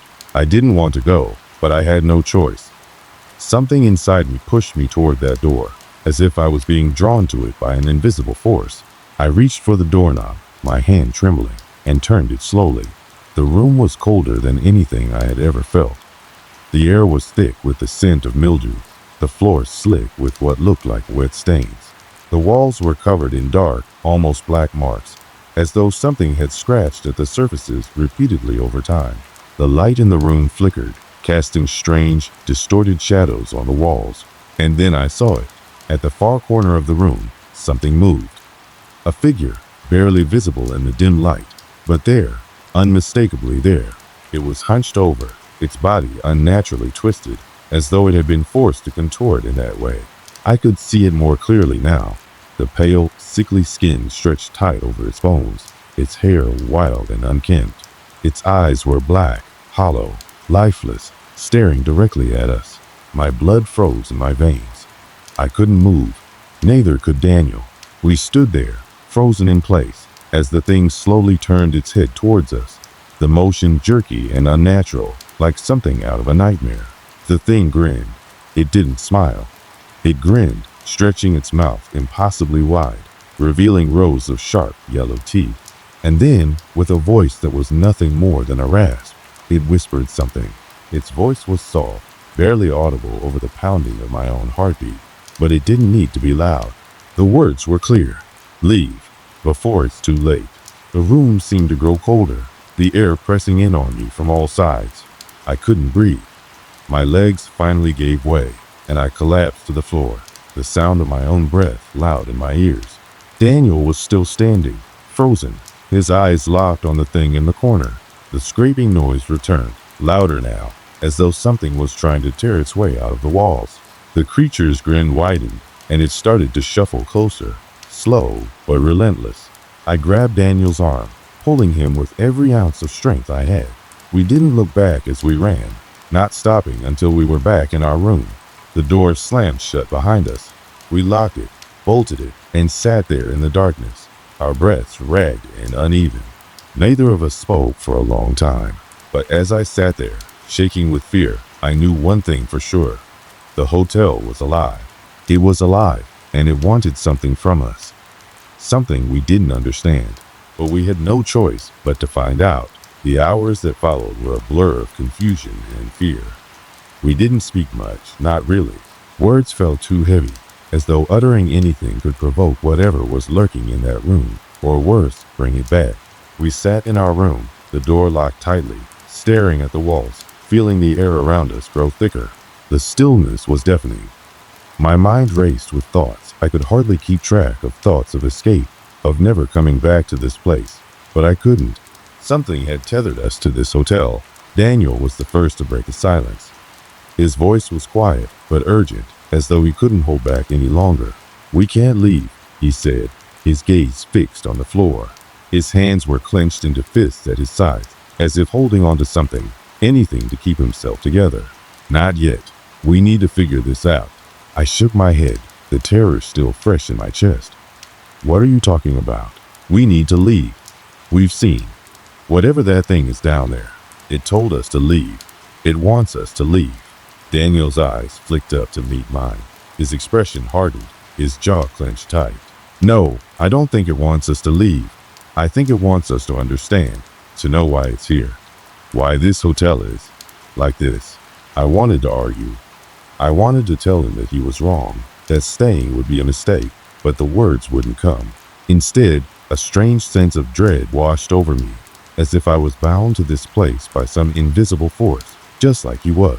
The air was thick with a tension neither of us could escape, but we had to act. I knew that. Whatever was here, whatever was with us in this hotel, was not going to stop until we figured out what was happening. I didn't know how to explain it, but the sensation was overwhelming. The hotel was breathing. It was alive in a way that was impossible to ignore, and whatever had been waiting for us was getting closer. It was only a matter of time before it found us again. We decided to return to the basement. This time, there was no hesitation. We knew we had no choice but to face whatever was behind that door. The uncertainty gnawed at me, but I followed Daniel down the narrow corridor, every step echoing too loudly in the silence. As we reached the stairs, I noticed that the air felt different, thicker, colder, and more suffocating. The same scraping noise from before was gone, but a different sound had replaced it. A low, guttural hum, almost imperceptible, was rising from below us. We reached the basement once again, the heavy door standing like a sentinel at the bottom of the stairs. But this time, the door was slightly ajar. It wasn't wide open, just enough for the faintest sliver of light to spill out, casting a pale, unnatural glow on the floor. I could feel the weight of the darkness pressing in, the sense that we were no longer just visitors here, but intruders in something much older, much more dangerous. Daniel didn't hesitate this time. He pushed the door open with a low creak, the sound of the hinges almost deafening in the quiet. The light inside flickered as it illuminated the room, revealing the same unsettling marks on the walls, the dampness, and the sense of suffocating history that clung to everything. But something was different now. The air was thick with something else, power, dark and undeniable. It was like a pulse, throbbing in the back of my skull, urging me to look, to understand. The room felt alive, vibrating with a force I couldn't comprehend. Then I saw it. At the far end of the room, there was something, or rather, someone standing. It was tall, too tall, with a body that seemed to shift and twist in unnatural ways, like a shadow trying to escape its form. Its face was hidden in the dark, but its presence was unmistakable. I could feel it looking at me, sensing me, knowing me. Daniel froze beside me. His hand tightened around mine, but he didn't speak. I could hear his breath quicken, and I could feel his pulse racing in the same way mine was. We were trapped. There was no way out now. Whatever was in that room was real, and it was waiting for us. As we stood there, the creature, if that's what it was, shifted. Its movements were slow, deliberate, almost languid, as if it was savoring the fear it was creating in us. Its form rippled and distorted, and I couldn't tear my eyes away. There was something familiar about it, but I couldn't place it. I couldn't understand what it was, or why it was here. Suddenly, the creature spoke. The voice was ragged, like the sound of nails scraping across a chalkboard, but there was a clarity to it, a horrible clarity. It wasn't just a voice, it was a command, a directive that pulled at something deep inside me. "You've seen it now," it rasped. "The truth of this place. The price for knowing it is steep, but you must pay it." I couldn't breathe. My heart thundered in my chest, and my legs threatened to give way beneath me. The weight of its gaze was suffocating, and I wanted to scream, to run, but my body refused to obey. Daniel's grip on my hand tightened, but he didn't move. He didn't even seem to blink. "What do you want from us?" Daniel finally managed to say, his voice shaking with fear, but laced with something else, something almost defiant. The creature's grin appeared, wide and grotesque, its mouth stretching impossibly wide. "I want you to understand," it said, each word lingering in the air like a curse. "I want you to understand what you've uncovered. This place is not just a hotel. It is a vessel, a gateway, and you are its final piece." The words hung in the air, twisting around us, suffocating us. My mind raced, trying to piece together what it was saying. A vessel, a gateway. What had we stumbled upon? What was this hotel? What was it? I wanted to run. I wanted to scream, to tear myself away from whatever was happening, but I couldn't. I was frozen, trapped in this nightmarish reality where the walls had eyes, where the air was thick with the weight of centuries, and where the thing in front of us was the only truth left. The creature's eyes, those dark, bottomless pits, finally focused on me, and I felt my body tense, my blood running cold. "The price," it repeated, the words seeping into my bones. "The price is your soul." And then it lunged. The world went black. When I regained consciousness, I was lying on the cold, damp floor of the basement. The room was empty. No creature, no presence, no sign of anything that had happened. Daniel was gone. There was no trace of him, no sign of struggle, no blood, no evidence that anything had ever been there. It was as though it had never happened at all. The walls were silent, the air still, but I knew that the creature had taken him, just as it had said, and I knew that I was next. In the silence of that cold basement, I understood the true meaning of the creature's words. The hotel wasn't just alive, it was feeding, and we were the final piece. The first thing I felt when I regained consciousness was the cold. It wasn't just a chill, it was an ice-cold, suffocating grasp that seemed to seep into my very bones. My head throbbed with pain, the echoes of the creature's presence still rattling around in my skull. The basement room was silent, but the weight of its silence pressed in on me, making it feel alive in a way that was far more terrifying than anything I had experienced so far. I sat up slowly, my body stiff and aching as if I'd been lying there for hours or longer. My hands trembled, and I instinctively wiped my face, searching for any trace of the nightmare. The basement floor was cold and damp beneath me, and as I glanced around, I saw nothing. No sign of Daniel, no trace of the creature, just the same worn-down stone walls that had first welcomed us into this horror. It was as though the hotel had erased it all, leaving nothing but its oppressive atmosphere to remind me of the terror I'd faced. But deep down, I knew it wasn't over. Nothing had been resolved. It hadn't ended, not for me, and certainly not for Daniel. I forced myself to stand, my legs shaky, my breath ragged. I couldn't shake the overwhelming feeling that I was being watched, that something was lurking just out of sight, waiting for me to make the wrong move. My heart pounded in my chest, and as I stumbled toward the door, I could feel my pulse quickening with each step.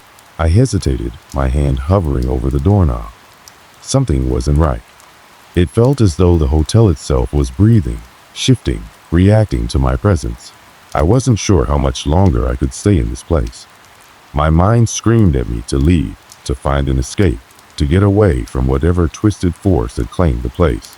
But deep down, I knew that leaving wouldn't fix anything. It wouldn't bring Daniel back. It wouldn't stop whatever had happened from happening again. I stepped out of the basement and into the hallway, the dim light overhead flickering as though struggling to stay on. The silence was almost suffocating, and I felt a strange sense of isolation, like I was the last person left in the world. But then I remembered Daniel. I had to find him. There had to be a way to stop whatever this was, to break whatever curse had gripped this place. I had to find answers. The hotel's oppressive quiet stretched out around me, its every corner holding a secret I wasn't sure I was ready to uncover. I moved through the hallways slowly, my eyes darting from one shadow to the next, half expecting something to reach out from the darkness. Every creak of the floorboards beneath my feet made my heart race. Every gust of wind that passed through the cracked windows made me flinch, but there was no sign of the creature, no sign of Daniel. Nothing except the suffocating quiet of the hotel that had come to feel more like a tomb than a building. I made my way back to our room, the one where Daniel and I had stayed before everything fell apart. The door was still locked as we'd left it. I turned the handle and pushed it open, the familiar scent of the room hitting me immediately. But something was different. The air felt heavier, thicker, like it had absorbed all the fear and tension that had been building over the past hours or days.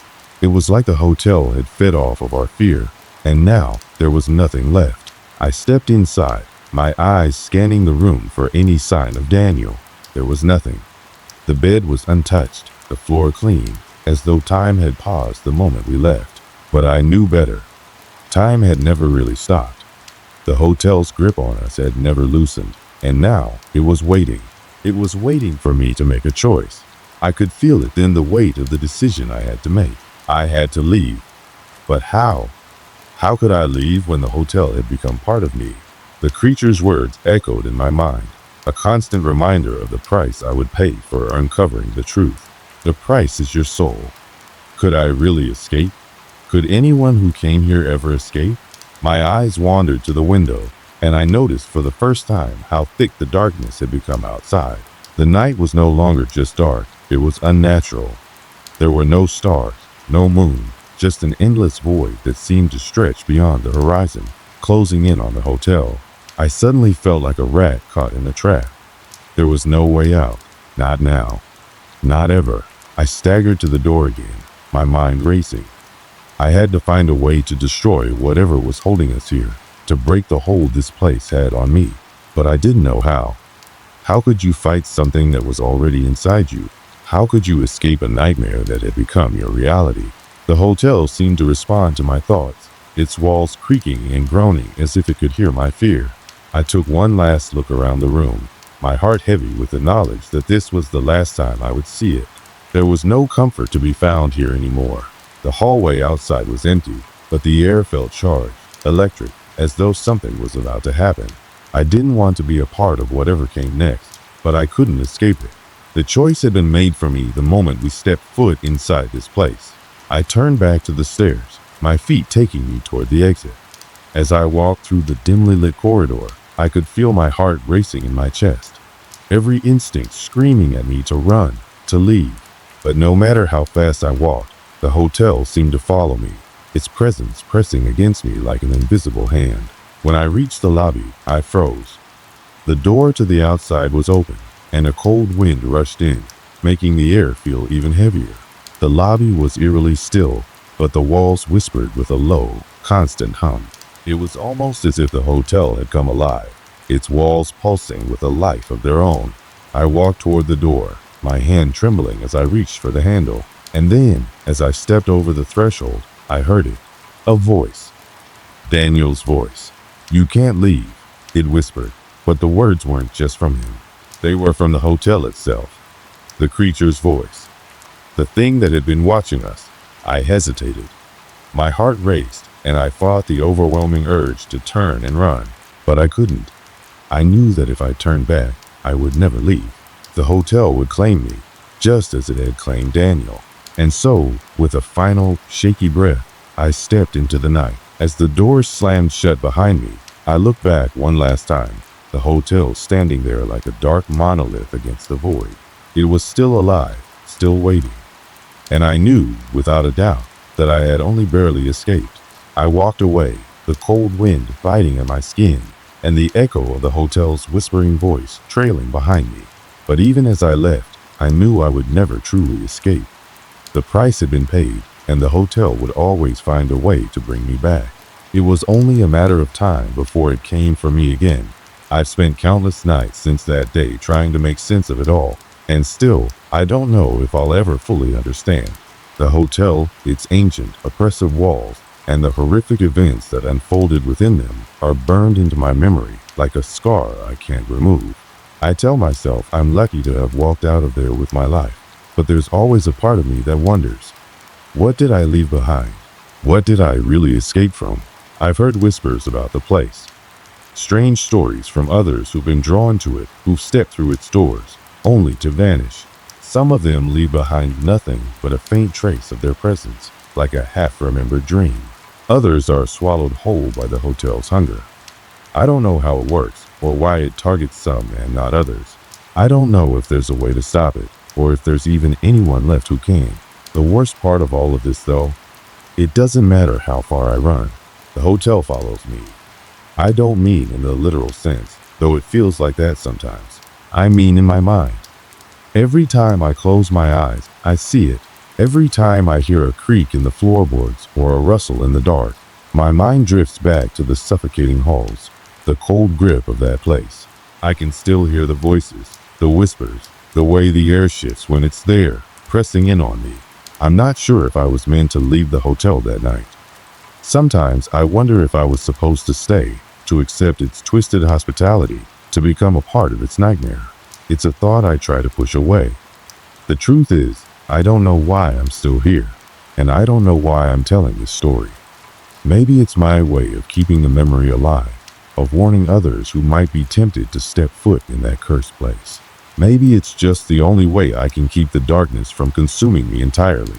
I've done everything I can to rebuild my life.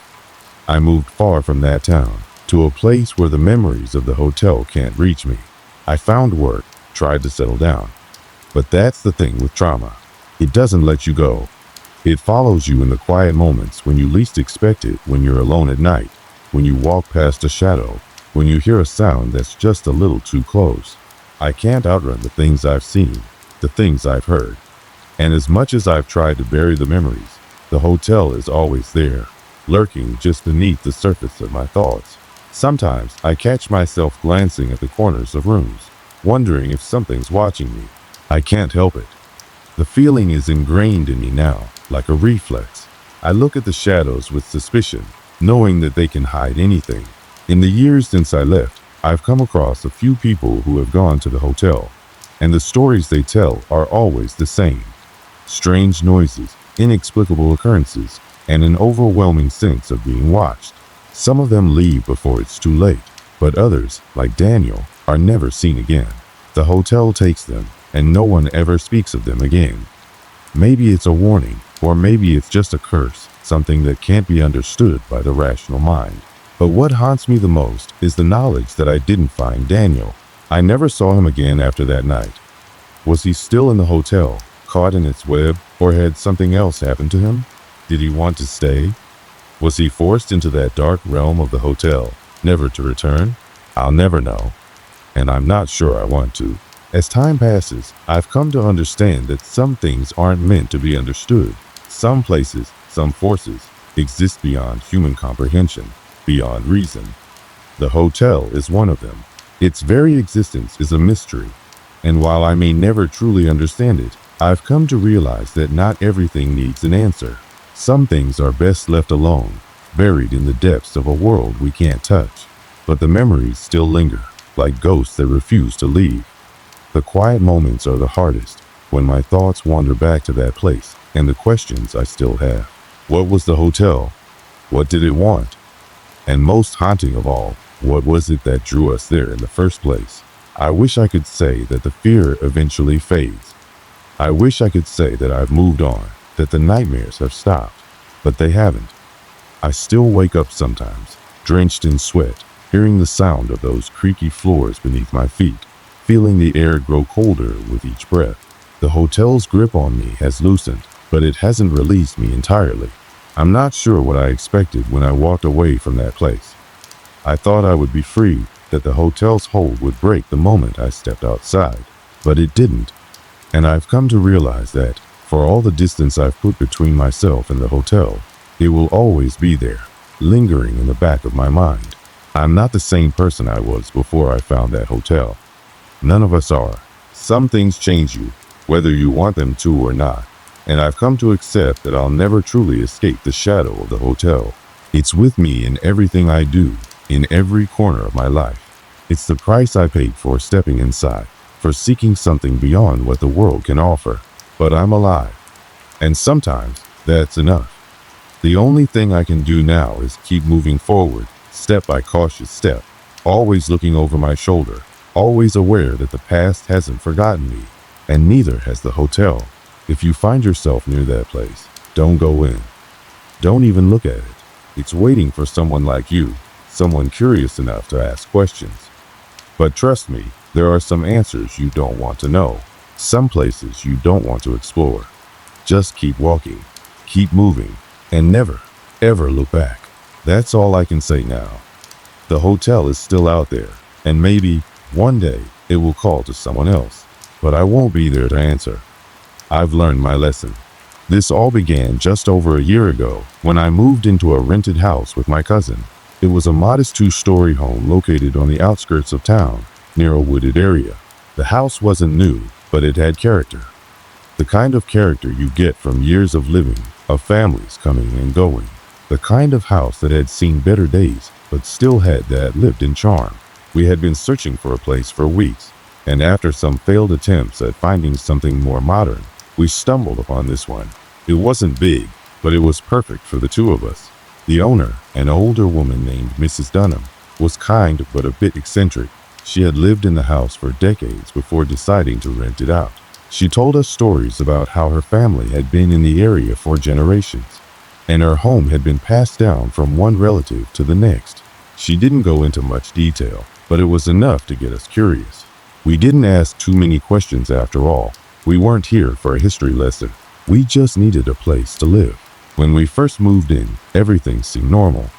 The first few days were spent getting settled, unpacking our boxes, and figuring out the layout of the house.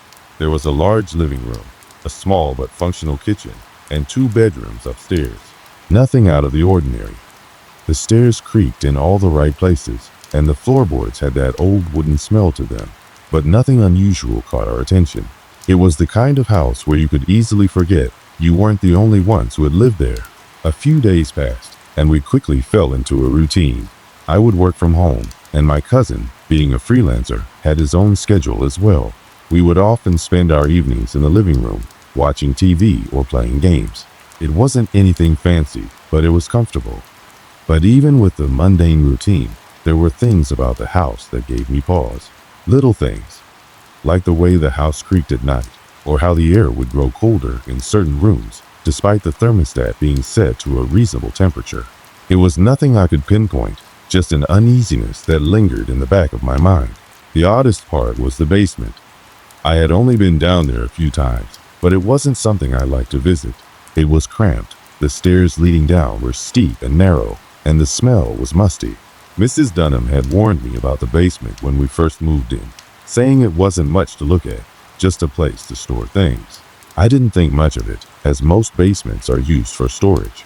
I kept my things in the closets upstairs and avoided going down there unless absolutely necessary. My cousin wasn't too fond of it either, though for different reasons. He always joked that it felt like the basement was alive. He never elaborated on that comment, but it stuck with me. As time passed, there were a few things I could have sworn I'd seen or heard shadows in the corner of my eye, or faint footsteps echoing from somewhere upstairs when I was the only one home. I shrugged it off as the house settling, the old wood shifting as it aged. But deep down, I couldn't shake the feeling that there was something more to it. The house, despite its age and wear, was starting to feel a little too close, too oppressive. It wasn't until about a month after we had moved in that something would happen that would shatter my sense of normalcy. It started with a door in the hallway. There was a door tucked away behind the kitchen, near the back of the house. I had passed it countless times, never thinking twice about it. It was an old wooden door, painted a faded green, and it led to what I assumed was just another small closet or storage space. But one afternoon, I walked by and noticed something strange. The door was slightly ajar. I didn't think much of it at first, but then I noticed something even stranger. The lock on the door was different. It wasn't the same lock that was on the other doors in the house, and it looked older than the house itself. I felt an odd chill run down my spine as I stared at it. My first thought was that it had been left open by Mrs. Dunham, or that it was simply a mistake. But then I began to wonder, was this door even supposed to be here? It was odd that it hadn't caught my attention before. There had never been any mention of it when we moved in. I hadn't heard Mrs. Dunham speak of it either. Was it a hidden closet? Or perhaps a room that had been sealed off years ago? The curiosity began to eat at me, and I couldn't help but wonder what was behind that door. I told myself it was probably nothing, just an old, forgotten part of the house that no one used anymore. But deep down, I couldn't shake the feeling that there was something more, something hidden. I didn't know why, but I needed to find out. It wasn't until a few days later, when I found the door open again, that I decided I had to take a look for myself. And that's when I discovered that the house was hiding more than just a forgotten room. A few days passed after I first noticed the strange door, and the unsettling feeling in the pit of my stomach refused to go away. I tried to distract myself with the usual activities: work, cooking, watching TV with my cousin, but it was always there, lurking just beneath the surface. The door, the lock, the faint whisper of something hidden behind it. At first, I told myself I was being paranoid. After all, it was an old house, and old houses had quirks. Maybe that door had been left open for a reason, or maybe it was just a forgotten relic of the past, sealed off for years. I didn't know, but the thought of it nagged at me. It wasn't until one particular evening, as I sat at the kitchen table, that things started to take a strange turn. My cousin had gone out to meet some friends for a drink, leaving me alone in the house. The night was calm. The usual noises of the house, the creaks of the floorboards, the faint hum of the refrigerator seemed almost comforting in their normality.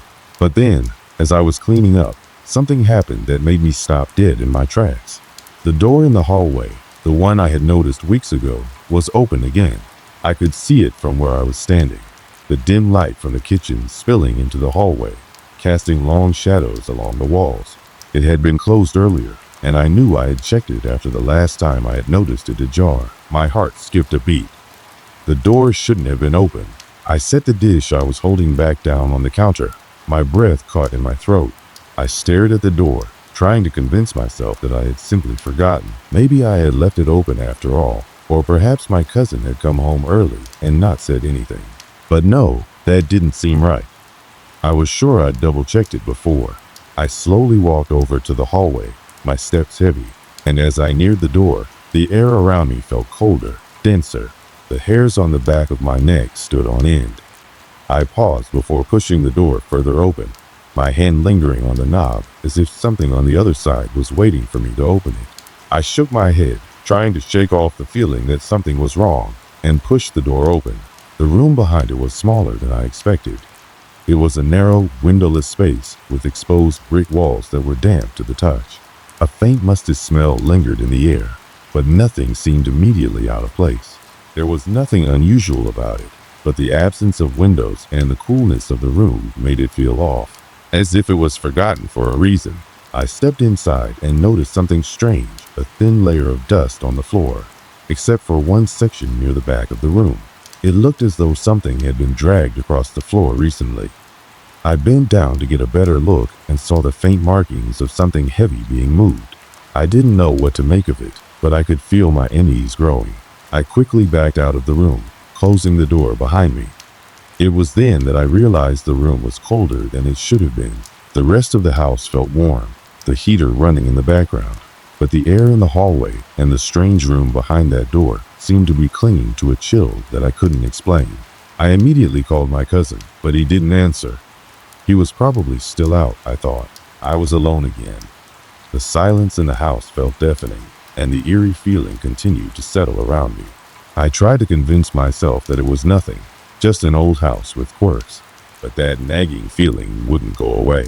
Later that night, when my cousin finally came home, I told him about the door. He didn't seem as shocked as I thought he would be.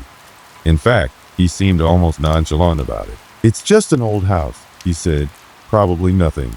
But I could tell there was something in his tone, something that didn't sit right with me.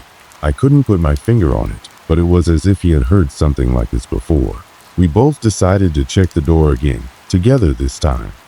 My cousin followed me down the hallway, but when we reached the door, we both froze. It was closed, perfectly shut, as though it hadn't been opened at all. I stood there for a moment, my hand on the doorknob, unsure whether to turn it. What if something was behind it that we weren't supposed to see? What if we had been wrong about it all along? "Well, it's closed," my cousin said, his voice tight. "Let's leave it. Maybe you were just imagining things." But I knew it wasn't my imagination. There was something about that door, something that didn't feel right. And now I had a sinking feeling that we had barely scratched the surface. The days passed, but the feeling of unease only grew stronger. I found myself unable to shake the thought of that room, the dust, the strange coldness.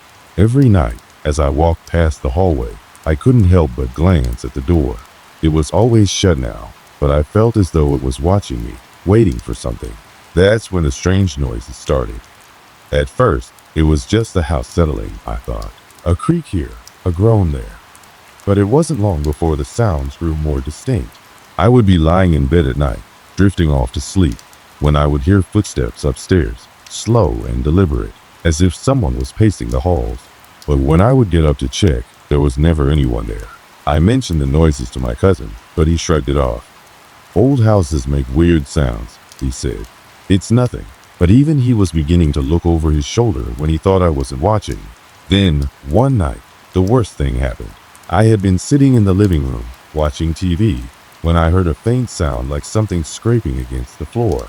I immediately recognized it as the same noise I had heard from the mysterious room. The scraping was followed by a faint thump, as though something or someone was moving around in there. My heart raced as I sat frozen, staring at the door in the hallway. I didn't want to go anywhere near it, but the sound was undeniable. I got up cautiously, making my way to the door. My hands trembled as I reached for the doorknob, and as I turned it, the cold air rushed out to meet me. There was nothing there. The room was empty, but something was different. The dust on the floor was disturbed again, more so than before. It looked as though someone had walked through the room, leaving fresh footprints behind. I backed away quickly, my mind racing, trying to make sense of what I had just seen. Was someone hiding in the house? Had someone been in that room, moving things around? I didn't know what to think anymore. The house had always felt a little off, but this was something else. I closed the door quickly, my hands still shaking, and went to find my cousin. I didn't want to be alone in that house anymore. Something was happening, and I was beginning to realize that I might not be able to escape whatever it was. The days following the scraping noises were some of the longest and most unsettling of my life. Something about the house had changed, or perhaps I had changed. I couldn't quite pinpoint it, but it felt as though I was constantly on edge, as if the walls themselves were closing in.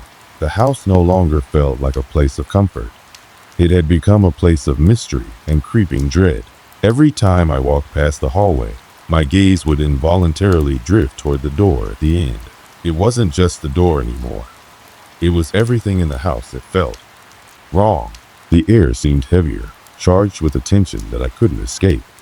It clung to everything, from the peeling wallpaper to the creaking floorboards beneath my feet. The house wasn't just old, it was alive with something I couldn't understand. My cousin, for his part, had grown more distant. He still tried to brush everything off, claiming that I was overreacting. But even he couldn't hide the unease in his eyes when he walked past that door. He started locking the door to his room at night, something he had never done before. I could tell he was just as unnerved by the house as I was, though he refused to admit it. One night, as I was getting ready for bed, the feeling of being watched intensified. It wasn't a passing thought. It was a persistent sensation, something I could almost physically feel creeping over me. I tried to ignore it, but it wouldn't go away. I had to get up. I had to check the house. I made my way to the hallway, my heart pounding in my chest, each step louder than the last. As I approached the door, the temperature seemed to drop.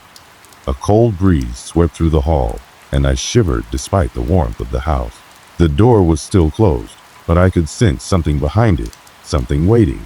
The air felt thick, almost charged, and I could swear I heard faint whispers again, this time not from behind the door, but from deep within the house. I opened the door slowly, cautiously, unsure of what I would find. The room beyond was as dark as ever, and the air felt icy against my skin.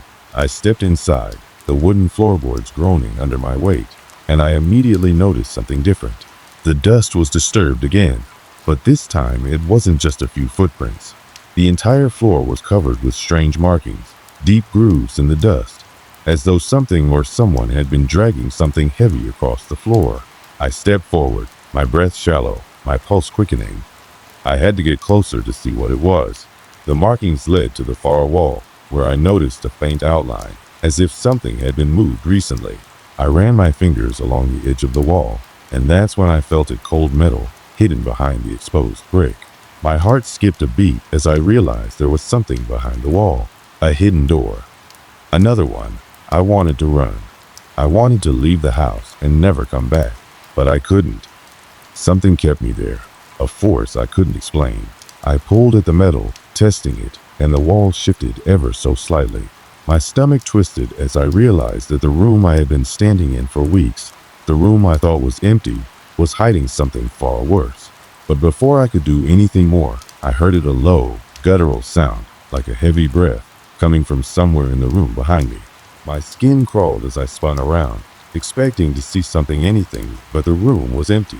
Empty, yet it felt alive. Alive in a way I couldn't explain. The air was thicker, denser, and I could feel it pressing in on me. I backed out of the room quickly, closing the door behind me with shaking hands. I didn't know what to make of it. My thoughts were racing. What was behind that wall? What had been left there? And why had it been hidden? The next day, I decided to confront my cousin. I couldn't do this alone. We needed to figure out what was happening, and if we couldn't, we had to leave. I told him everything: the door, the strange noises, the markings on the floor, the hidden wall. He listened, though his expression was unreadable. When I finished, he stood up and walked toward the hallway, nodding for me to follow. "We need to see it for ourselves," he said, his voice tight.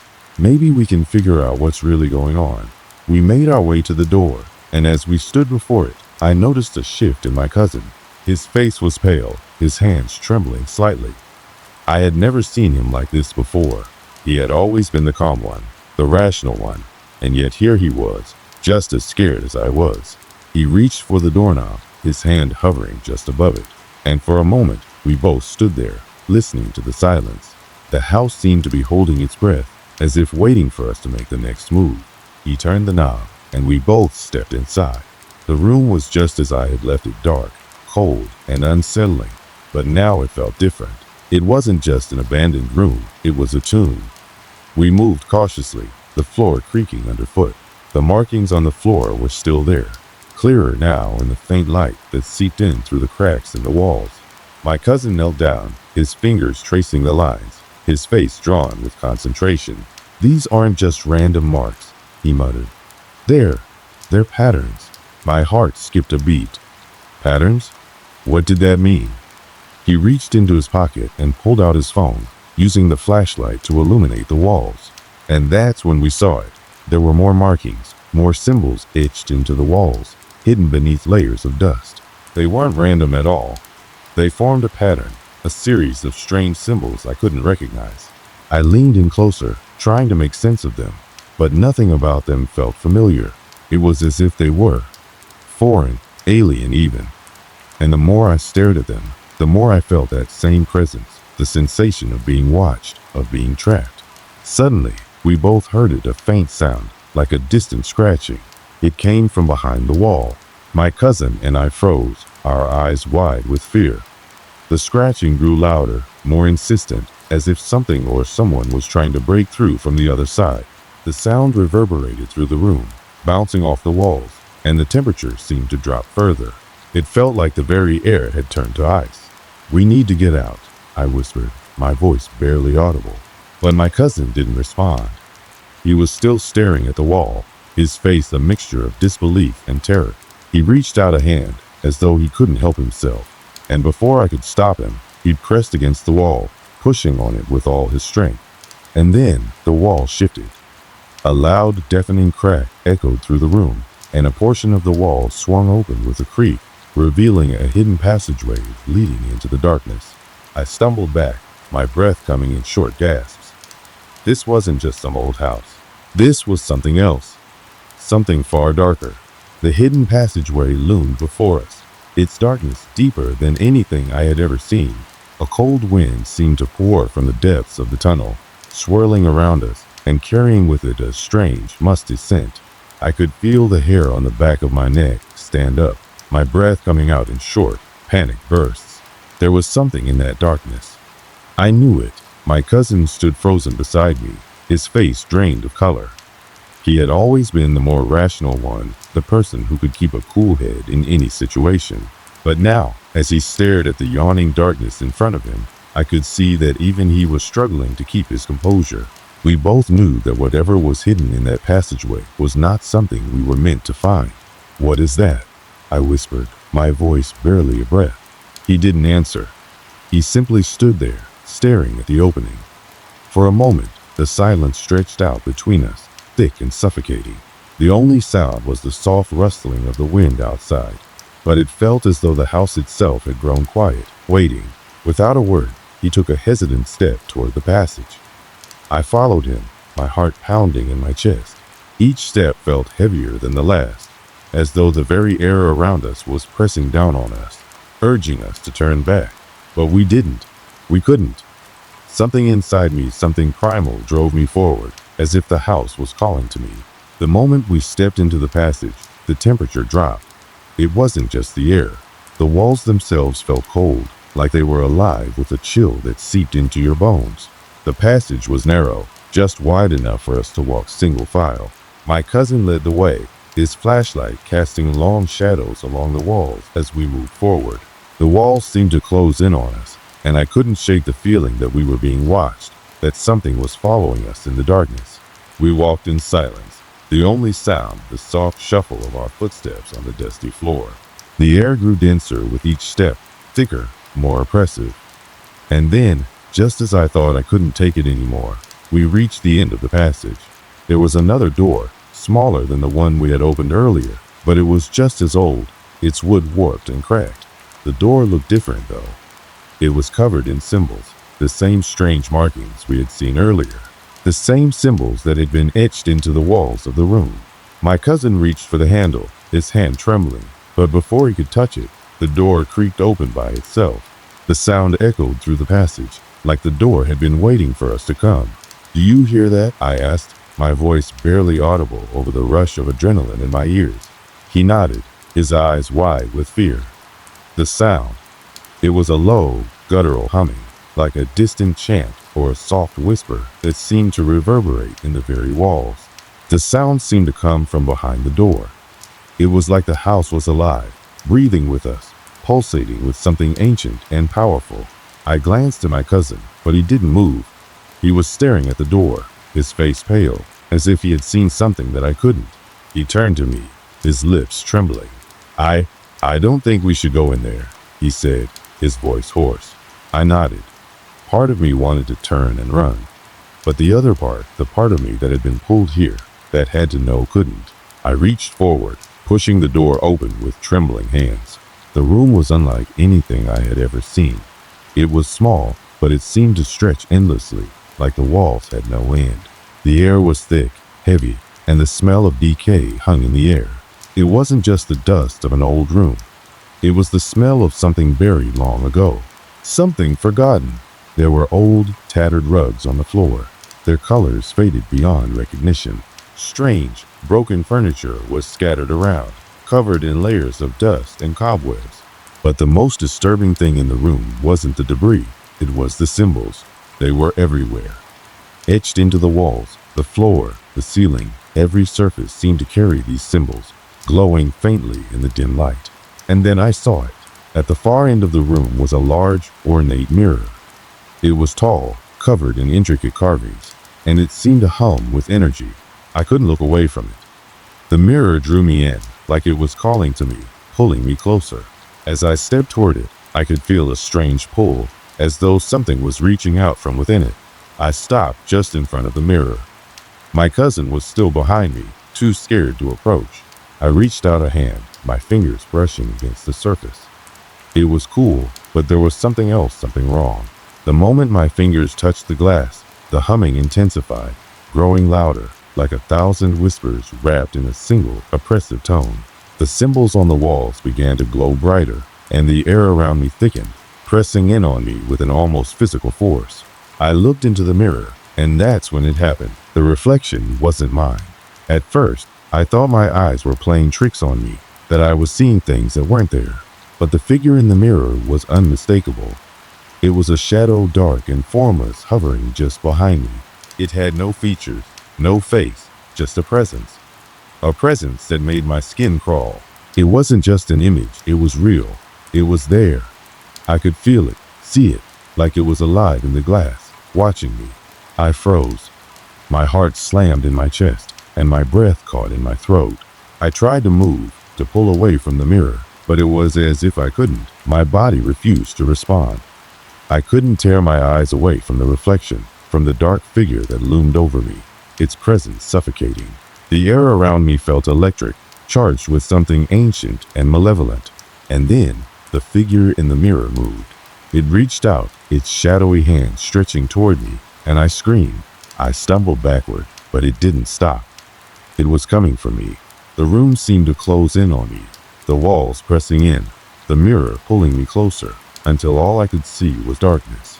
I don't know how long I was standing there, frozen in place, staring at the mirror. I was paralyzed, trapped in that moment, unable to move or think. I could feel the weight of the presence pressing against me, pushing me toward the mirror, but I couldn't escape. And then, just as suddenly as it had begun, the figure in the mirror vanished.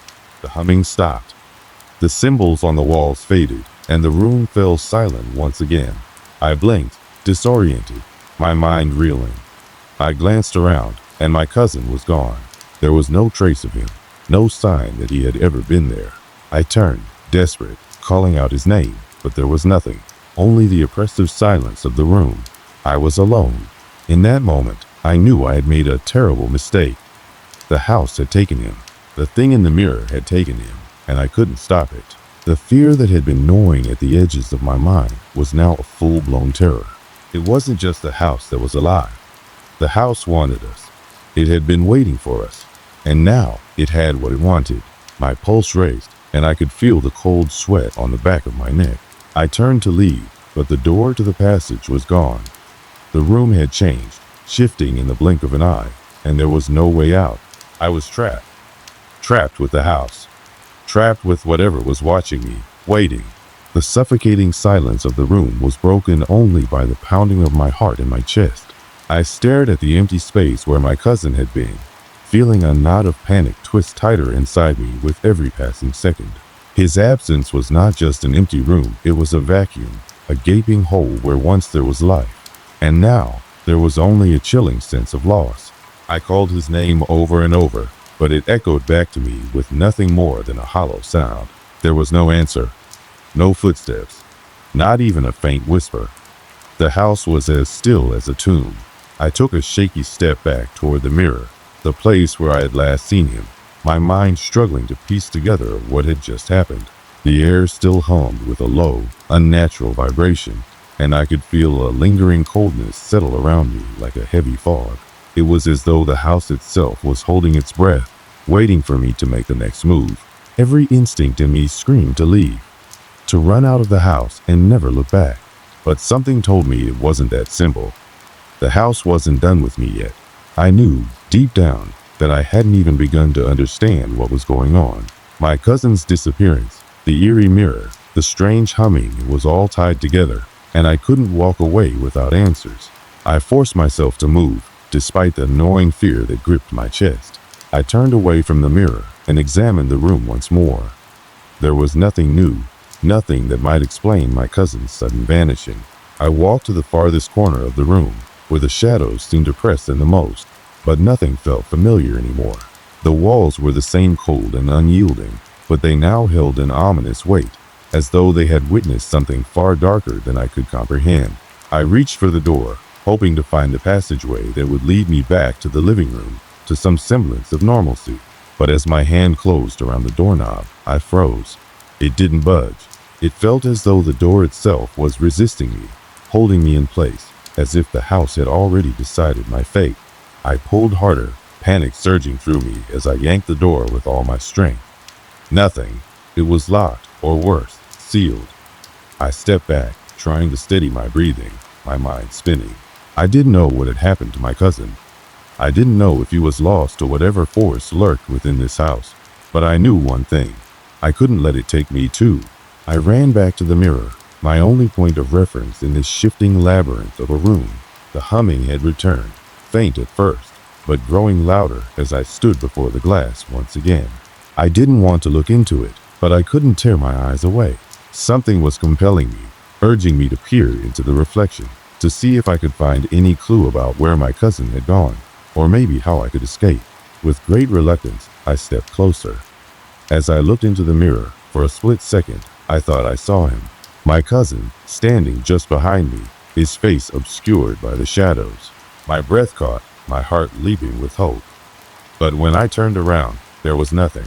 No sign of him, no trace that anyone had been there but me. The reflection had shown me nothing but emptiness. Suddenly, a voice, low and guttural, filled the room. "You should have left when you had the chance." I whirled around, but there was no one there. The room was still, the silence deafening. It was as though the voice had come from within the walls themselves. The air thickened, and a sense of dread swept over me, paralyzing me with fear. I could feel my heart pounding in my ears, my body trembling as the darkness around me seemed to deepen. "What do you want?" I shouted, my voice hoarse, desperate. "What happened to him?" The room didn't answer. The humming grew louder, the air colder, and the shadows on the walls began to shift. I saw things in the darkness, figures moving, shapes that didn't belong. They were fleeting, just out of the corner of my eye. But they were there, waiting, watching. A part of me wanted to run, to find an escape, but I knew it was futile. The house had already claimed my cousin. There was no leaving without it taking me too. I collapsed onto the floor, my mind racing. I didn't know what was happening or why, but I was certain of one thing. I had to get out. I couldn't fight whatever was in this house, but I could try to survive. I tried to calm my breathing, to think, but my thoughts were clouded with fear and confusion. I needed to find a way to break free. In that moment, something strange happened. The room seemed to shift again, the walls contracting as if to push me into the center. The door I had almost forgotten about it opened, slowly, creaking as if it had been waiting for me to notice. The darkness beyond the door seemed to beckon, but I couldn't bring myself to move. I knew what I had to do. I had to leave. But the question was whether the house would let me go. I stood up, my legs shaky, and walked toward the door. The humming had stopped, and the oppressive air had lifted, as if the house was giving me one final chance to escape. I didn't know if the door would lead me to safety, or if it was another trap, but I had no other choice. I stepped through the threshold, the familiar hallway stretching out before me. I could feel the weight of the house lifting, the pressure in my chest easing as I moved toward the exit. But as I reached the front door, I froze. My hand was on the doorknob, but I couldn't bring myself to turn it. The house had given me a way out, but the question lingered. Had I really escaped? Was my cousin still inside, trapped forever in the house's dark grip? And if so, what did the house want with him? I hesitated, the door standing before me as if daring me to leave, but I couldn't. I had to know the truth. I had to find him no matter the cost. Suddenly, I heard a faint sound behind me. It was a soft, almost imperceptible whisper, like the breath of someone just behind me. My heart dropped into my stomach as I spun around, my eyes searching the hallway, but there was no one there. I wasn't alone. Before I could react, the door slammed shut, trapping me in the darkened house once again. I never did escape. The house never let me go. They found me, eventually. They said I was lost, that I had been gone for days. My cousin's body was never found. The house, it swallowed him whole. And now, it waits. I don't know if what happened was real, or if I've lost my mind, but I can still hear the whispering. I can still feel the house watching me. And sometimes, just sometimes, when I stand in front of a mirror, I see his face just for a moment before it vanishes. The house is still out there. It still calls to me. And one day, I know it will come for me again. As I sit here now, typing these words, I often wonder if any of it was real. The house, the mirror, the strange, whispering voices. I can't seem to shake the memories of those nights. The days that followed, once I was back outside, felt like nothing but a blur, like I was living someone else's life. I tried to explain it to the police, but they dismissed my story. Of course they did. I know how it sounds. A man disappears without a trace, and I'm the only one left to tell the tale. No evidence, no explanation, just a blank, accusing look from everyone who listens. They found me, yes, but they didn't find my cousin. And that's what haunts me the most. I never went back to that house. After everything, I couldn't. The thought of stepping inside again, of facing the unknown that still lurks there, was more than I could bear, but I can't escape it. That feeling of being watched, the unease that creeps into my bones whenever I'm alone in the dark, it never leaves. Every flicker of light in the corner of my eye, every whisper of wind through the trees, I find myself jumping, looking over my shoulder. It's the mirror I fear the most. Even now, when I pass by a reflective surface, whether it's a glass window, a shiny storefront, or a simple bathroom mirror, I can feel my breath catch in my throat. My heart skips a beat, and I freeze. I wonder, will I see him? My cousin, staring back at me from the depths of the glass. Or will it be something else? Something worse. I tell myself it's all in my head. I'm just a man haunted by the past. But when I close my eyes, I can hear the soft, guttural whisper in my ear. You should have left when you had the chance. Sometimes I think it's not the house that haunts me. It's the feeling of being helpless, of knowing that something much larger than me is out there, waiting. Something that has claimed others before and will continue to do so as long as it is allowed to exist. I still don't know what happened that night. What kind of force was at work in that house, or what it wanted from us?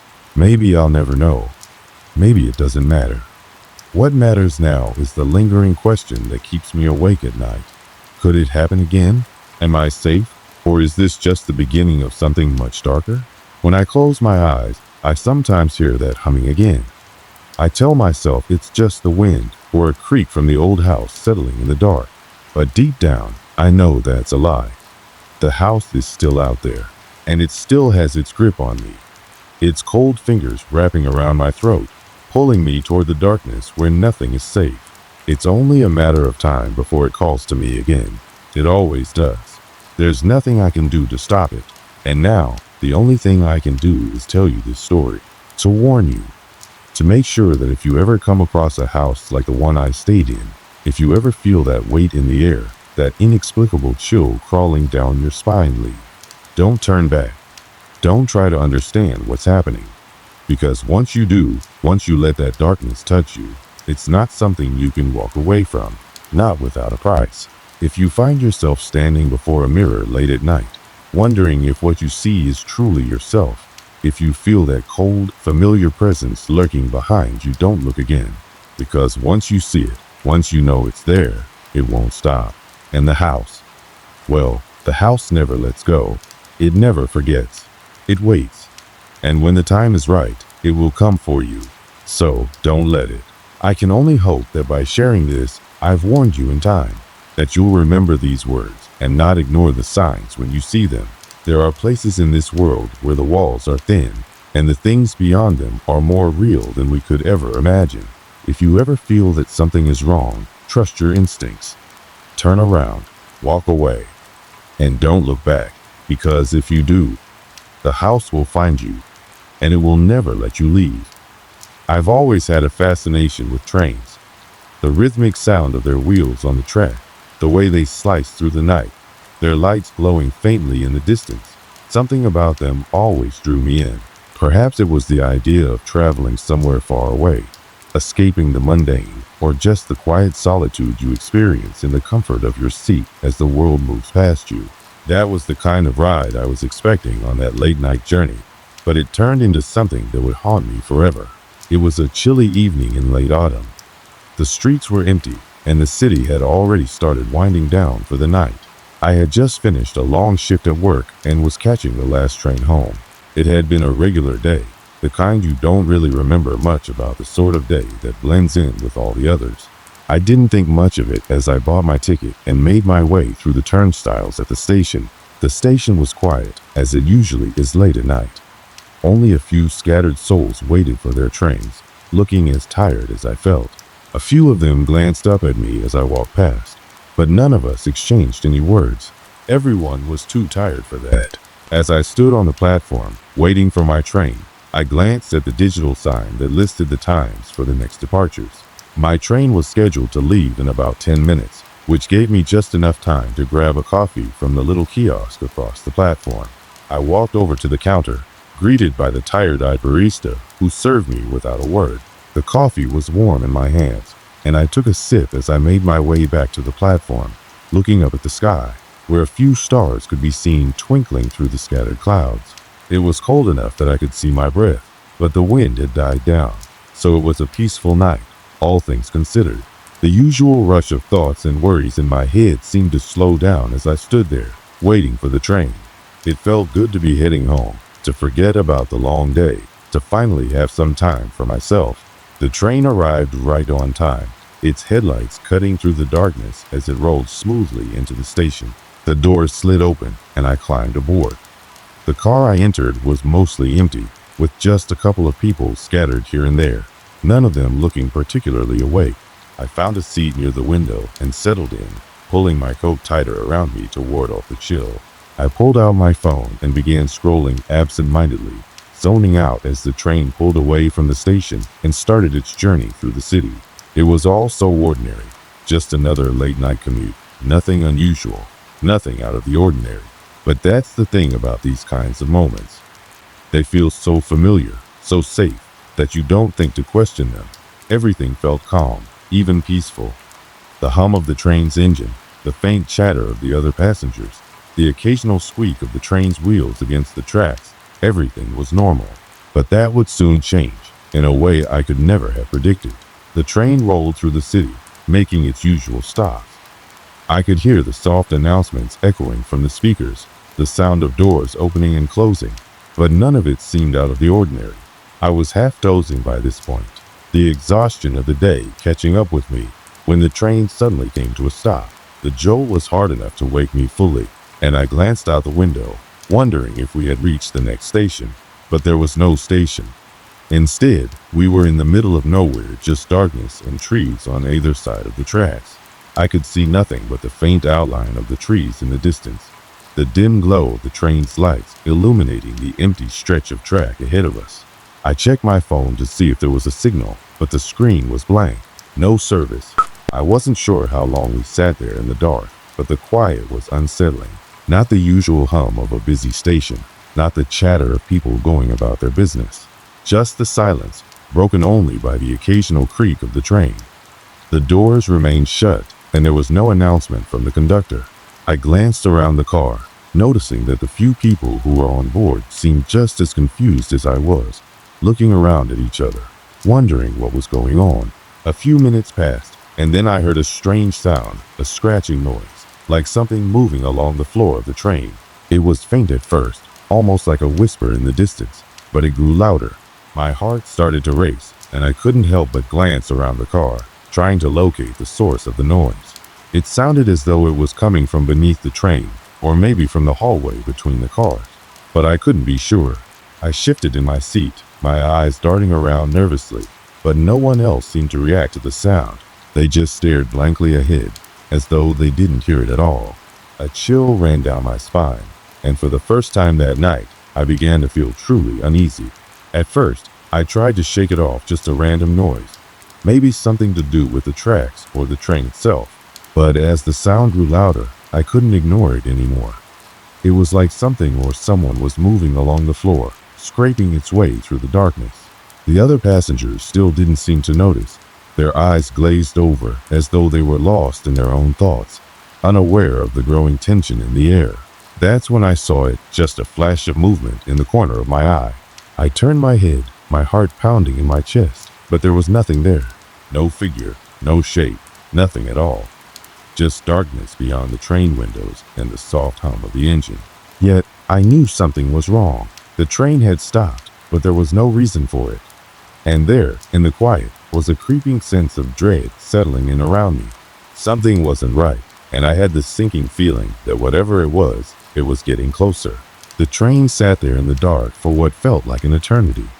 No announcements, no movement, just the eerie silence, broken only by the occasional creak of the train's wheels and the distant hum of the engine. I shifted in my seat, trying to shake off the uneasy feeling that had settled deep in my chest. I kept telling myself it was nothing, just a minor delay, maybe a technical issue with the tracks or a signal malfunction, but I couldn't ignore the creeping sensation that something was off. Something was wrong. The faint scratching sound continued, now louder than before. I pressed my back into the seat and tried to focus on the rhythmic motion of the train, hoping it would help calm my nerves. But then I heard it again. The noise was unmistakable, now slow, deliberate, like something dragging along the floor beneath me. The sound was coming from the space between the cars, a hollow scraping that sent a chill down my spine. I stared at the door that separated my car from the next, my mind racing as I tried to make sense of it. I wasn't the only one who noticed. One of the other passengers, a man sitting a few rows ahead of me, suddenly stiffened in his seat. He looked around, his eyes wide with confusion. His body tensed, his hand gripping the armrest as though he was holding on for dear life. He looked toward the back of the train, where the sound was coming from. I could see the muscles in his jaw tighten, his teeth grinding together. The woman sitting across from me, an older lady with a scarf wrapped around her neck, shifted nervously in her seat as well. She glanced around the car, her eyes wide and darting, as though searching for an explanation. She fidgeted with the fabric of her coat, tugging at it as if it could offer some comfort. "Did you hear that?" the man finally whispered, his voice shaking slightly. He looked at the woman beside him, his gaze imploring. "What the hell is that noise?" The woman nodded slowly, her face pale. "I heard it," she said in a hushed tone. "But it's coming from underneath the train. From the tracks, maybe?" I wasn't sure what to say. Part of me wanted to tell them it was nothing, just some strange noise caused by the train's movement or some mechanical issue. But deep down, I knew it wasn't just a random sound. It felt deliberate, almost unnatural. I glanced around the car, trying to gauge the reactions of the other passengers. Most of them hadn't noticed anything unusual. A few were still staring blankly ahead, lost in their own thoughts. But there was a young couple in the back of the car who seemed to be just as on edge as I was. The woman clutched her boyfriend's arm, her eyes scanning the darkness outside the window as if expecting something to jump out at her. Her boyfriend didn't seem as concerned, but he still kept looking around nervously, his hand resting protectively on her shoulder. Then it happened. The train jerked forward suddenly, as if something had pulled it from behind. The sudden movement made me gasp, my heart racing as I grabbed the armrest for support. The woman beside me let out a sharp scream, and the man across from me shot up from his seat, his eyes wide with terror. "Did you feel that?" he yelled. "What the hell just happened?" The lights in the car flickered briefly before dimming, casting everything in an eerie half-light. For a moment, the train seemed to hover in some kind of strange, suspended state. The world outside the window was just a blur of darkness, the trees and buildings swallowed up by the black void. The woman beside me trembled, her eyes darting to the door that separated our car from the next. "Something's wrong," she whispered, her voice trembling. "This isn't normal." I could feel the tension building, thickening in the air. Everyone on the train seemed to be holding their breath, their eyes fixed on the door that now stood ominously between the cars. No one dared to speak as we all waited, expecting something to happen, something we couldn't explain, something we didn't want to acknowledge. For a few long moments, there was only the sound of the train's wheels grinding against the tracks, the scraping noise now gone. But then, another sound filled the air, a soft tapping, like fingers lightly drumming on a surface. The noise was coming from the ceiling. My eyes immediately shot upward, my heart pounding in my chest. It was subtle at first, like the sound of something crawling, tapping along the train's roof. The tapping grew louder, more insistent. My eyes flicked around the car again, looking for any sign of movement, but no one else seemed to be reacting. The man who had spoken earlier was gripping the armrest tightly, his knuckles white. The older woman was now clutching her bag, her fingers trembling, her gaze fixed on the door. The young couple in the back had their heads together, whispering urgently, their eyes wide with fear. I couldn't take it anymore. I stood up from my seat and made my way to the door, my heart racing in my chest. I didn't know what I was expecting to find, but I had to see for myself. I placed my hand on the cold metal of the door, my fingers brushing the handle as I turned it. Nothing happened. The door didn't open. It was locked, as I expected, but I could still hear that strange tapping. It was coming from the ceiling above me now, getting closer, louder. I felt a chill run down my spine as I glanced up, half expecting to see something hanging from the rafters, something that shouldn't have been there. But there was nothing, just the flickering lights above, casting strange shadows on the walls. I turned back to the passengers in the car, my eyes wide with panic.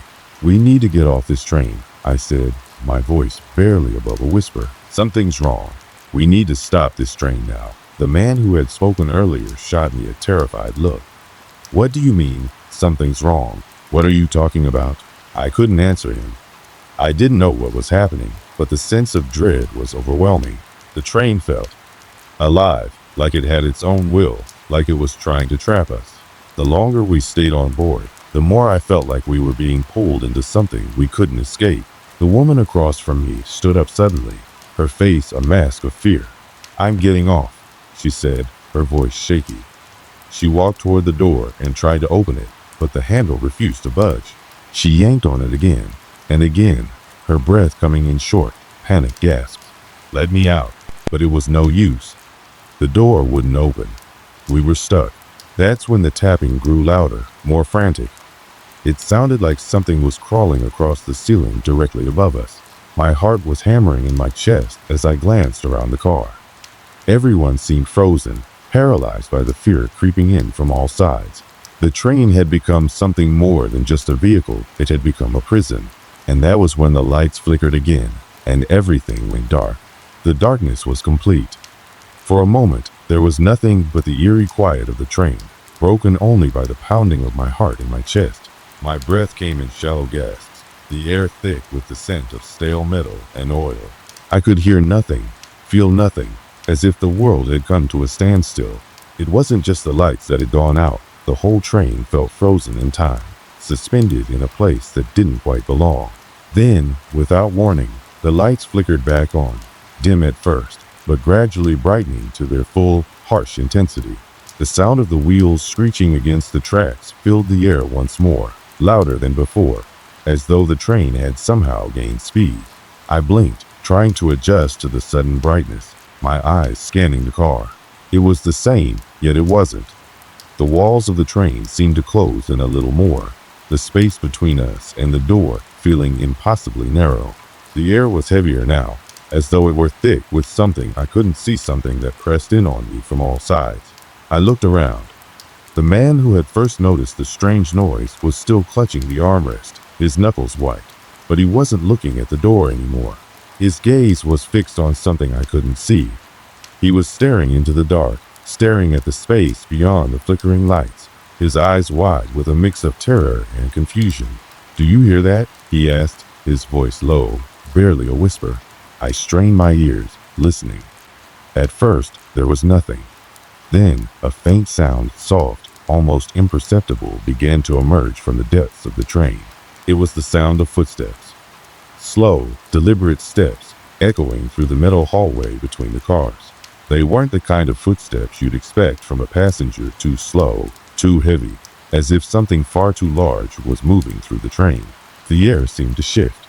It grew colder, a chill that cut right through my jacket and made my skin break out in goosebumps. I glanced around, searching for the source of the sound, but there was nothing. The other passengers, who had been as stunned as I was, were starting to react more urgently now. The young couple at the back was huddled together, their arms around each other, eyes darting between the windows and the door. The older woman was muttering to herself, her voice a constant stream of anxious whispers, but nothing coherent. "Maybe it's just another delay," I muttered, trying to calm myself, but the words sounded hollow in the thick, suffocating air. The man beside me gave a short, nervous laugh. "Yeah, right, a delay." His voice cracked, betraying his fear. "No train makes noise like that, and no train goes dark like that either." I turned back to the door, then to the windows, trying to see if there was anything at all that could explain what was happening. But all I saw was darkness. The train hadn't stopped, it was still moving, yet we were nowhere near any stations. The landscape outside the window was just a blur, a mix of shadowed trees and dim outlines of buildings. Nothing clear, nothing solid. The longer I stared, the more it felt like the train wasn't actually going anywhere at all. We were trapped in a moving void, suspended in a world that didn't make sense. The silence was deafening now, broken only by the sound of the footsteps growing closer. The man beside me was shaking his head, muttering under his breath, clearly trying to convince himself that it was just his imagination. But I could see it in his eyes. He was just as terrified as I was. We all were. We need to do something, the woman beside me said, her voice shaking. We need to get off this train. The words were almost a relief. Someone else was thinking what I was thinking. Someone else wanted to act. But how? The door wouldn't open. We had no way of knowing where we were, how long we had been on this train, or even if it was still the same train we had boarded. It was as though everything had shifted in the last few minutes, as if we had all stepped into a different world. I'm going to check the next car, the man said suddenly, his voice sharp. He stood up, his legs unsteady, as though the train's strange rhythm had taken a toll on his balance. Without waiting for anyone to stop him, he moved toward the door, gripping the handle and turning it with determination. But it didn't budge. The door was still locked.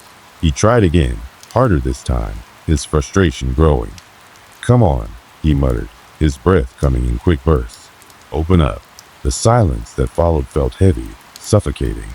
The footsteps had stopped. The tapping from the ceiling had also disappeared, leaving an unnatural stillness in its wake. And then, just as I thought we were all imagining things, it happened. The lights flickered again, brighter this time, blindingly so. The entire car seemed to vibrate, a low hum coming from the walls, vibrating through the floor and into our bones. The temperature dropped even further, sending a shockwave of cold through the air. I couldn't breathe, couldn't think. I was paralyzed with fear, my legs unable to move, my mind unable to comprehend what was happening. The man tried the door one more time, but this time he wasn't alone. The woman beside me had moved too, her hand gripping the door handle on the opposite side. Together, they both pulled, yanked with all their strength, but it was useless. The door refused to open. I heard a low growl, like something ancient and hungry, a sound that made my blood run cold. I turned to look at the others, but no one was speaking anymore. They were all staring, wide-eyed, at something I couldn't see, something I didn't want to see. Suddenly, the train lurched forward, jerking us all violently in our seats. The screech of the metal against the tracks was unbearable. It felt like the train was trying to shake us off, like we were being thrown into the abyss. And then, as if responding to our panic, the train slowed, the jerking motion grinding to a halt. I let out a breath I hadn't realized I'd been holding, but the relief was short-lived. The footsteps returned this time, louder, faster, more urgent. They were no longer coming from above, and now they were coming from the car ahead. The sound of something or someone moving swiftly toward us, closing in, growing nearer. The woman beside me grabbed my arm, her nails digging into my skin. We need to get out now, she whispered, her voice desperate. Now! I could barely form words. The door was still locked, and whatever was out there, whatever was coming, I didn't know how much longer we could wait. With no other choice, we had to try the impossible. We had to force the door open, no matter what. We couldn't just sit here anymore, waiting for the unknown to reach us. The man pushed with all his might, the woman beside him pulling, her breath quick and shallow. The others joined in, desperation in their movements as the door slowly gave way, inch by inch, creaking under the pressure. And then, just as the door was about to open completely, the air shifted once more. The footsteps stopped, the humming stopped, and in the sudden silence, something far worse than the noise, something far worse than the waiting descended upon us. The air was thick with the scent of something rotten, something ancient, something dead. The door creaked open with an eerie slowness, as though the train itself was reluctant to let us escape. The moment it finally gave way, the cold air outside rushed in. But it wasn't the fresh air I had hoped for. No, this air felt like it had been locked away in some forgotten tomb, stale and thick with the weight of something unseen. We stood frozen for a moment, the light from the car spilling out into the darkness, casting long, strange shadows on the floor. The footsteps had stopped, but the oppressive silence that followed was even worse. It was as though the world outside had completely vanished, leaving nothing but the void. I could feel the weight of every second that passed, each one stretching out longer than the last. The sense of danger was palpable, thick in the air, as if something were waiting just beyond the threshold of the door. I forced myself to take a step forward, my legs trembling beneath me.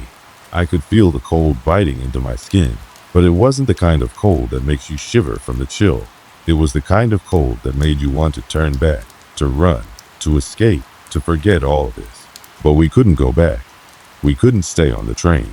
Move, the man beside me whispered urgently, his voice a cracked, desperate sound. His eyes were wide, filled with fear, but also something else, or a recognition, a knowing that I hadn't yet understood. We all stepped out into the darkness, a cold wind sweeping over us as we ventured into the next car. The train was still too still. I could hear nothing but the pounding of my own heart, louder than the screeching of the train's wheels or the eerie silence that surrounded us. I glanced behind me, but the door was already closing, the gap between the two cars narrowing. The light from our car was swallowed by the dark. We were alone now, or at least it felt that way. There was no sign of anyone else. "Where is everyone?"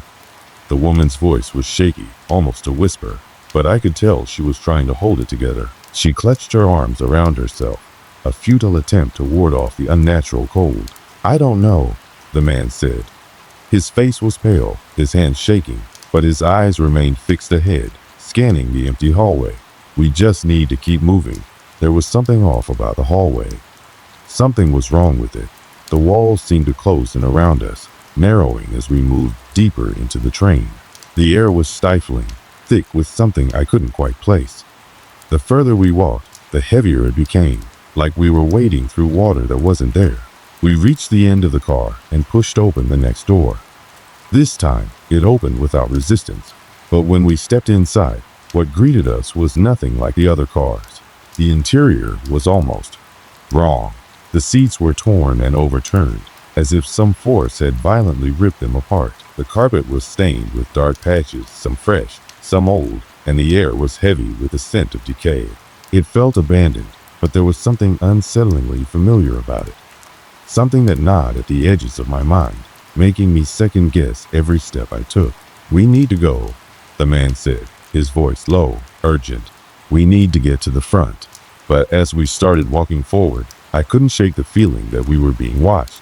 There were no windows in this part of the train, no light except the faint flicker of our flashlights, which cast long shadows on the walls. Every creak of the train's metal frame felt like it was closing in on us, and I kept hearing footsteps again. But this time, they weren't in the hallway behind us. They were in front of us. A shape, pale and indistinct, appeared in the shadows up ahead, just at the edge of our vision. It was small, hunched, and it moved with a kind of unnatural grace. The closer it got, the more I could see its skin was pale, stretched tight over its bones, its eyes hollow and dark. The way it moved wasn't natural. Its limbs were bent at odd angles, as if they had been twisted out of shape. I wanted to scream, to run, but I couldn't. I couldn't move. The figure stopped just a few feet from us, its eyes locked onto mine, unblinking, unyielding.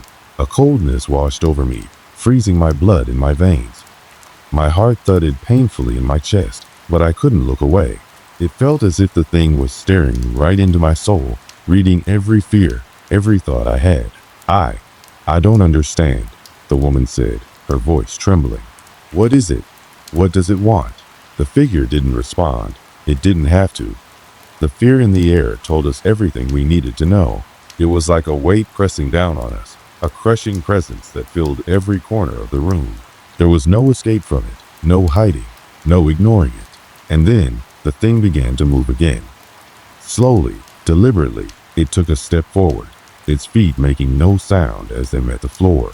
It was so close now that I could hear the faint rasp of its breath, shallow and rasping, like it hadn't breathed in years. "Get away from it," the man yelled, grabbing my arm and yanking me backward. But I couldn't tear my eyes away. I couldn't stop staring at the thing. It was like a dream, a nightmare that I couldn't wake from. And then it spoke. Its voice was dry, like the rustling of dead leaves, a low, croaky whisper that sent chills down my spine. "You should not have come here." The words were simple, but they carried a weight that I couldn't comprehend. It wasn't a warning. It was a statement of fact. You. The woman's voice faltered. What are you? The thing tilted its head, and for a moment, I thought it might smile. But then its lips curled into a twisted, horrifying grin, revealing teeth that were sharp and jagged. The sight of it made my stomach turn, but I couldn't look away. It was as though I was trapped in some invisible web, and the more I struggled, the tighter it became. You've already been chosen, it whispered, its voice louder now. You're all part of the same story now. I felt the floor beneath me shift, as if the train had somehow changed direction, but I couldn't look down. My gaze remained locked on the figure as it took another step forward, its eyes never leaving mine. The darkness around it seemed to thicken, as if it were feeding off the fear that radiated from us. Run! The man finally shouted, his voice cracking with desperation. We didn't have to be told twice. We turned and bolted for the door, our feet stumbling as we raced down the narrow corridor. But the train was no longer the same. The walls stretched out, the hallways distorted, twisting as if the very layout of the train had been rearranged. The air grew thicker with every step, each breath harder to take. The train itself seemed to be alive, closing in on us, suffocating us, as if it was no longer just a vehicle, but something far darker. Behind us, the sound of footsteps grew louder again, closer, faster.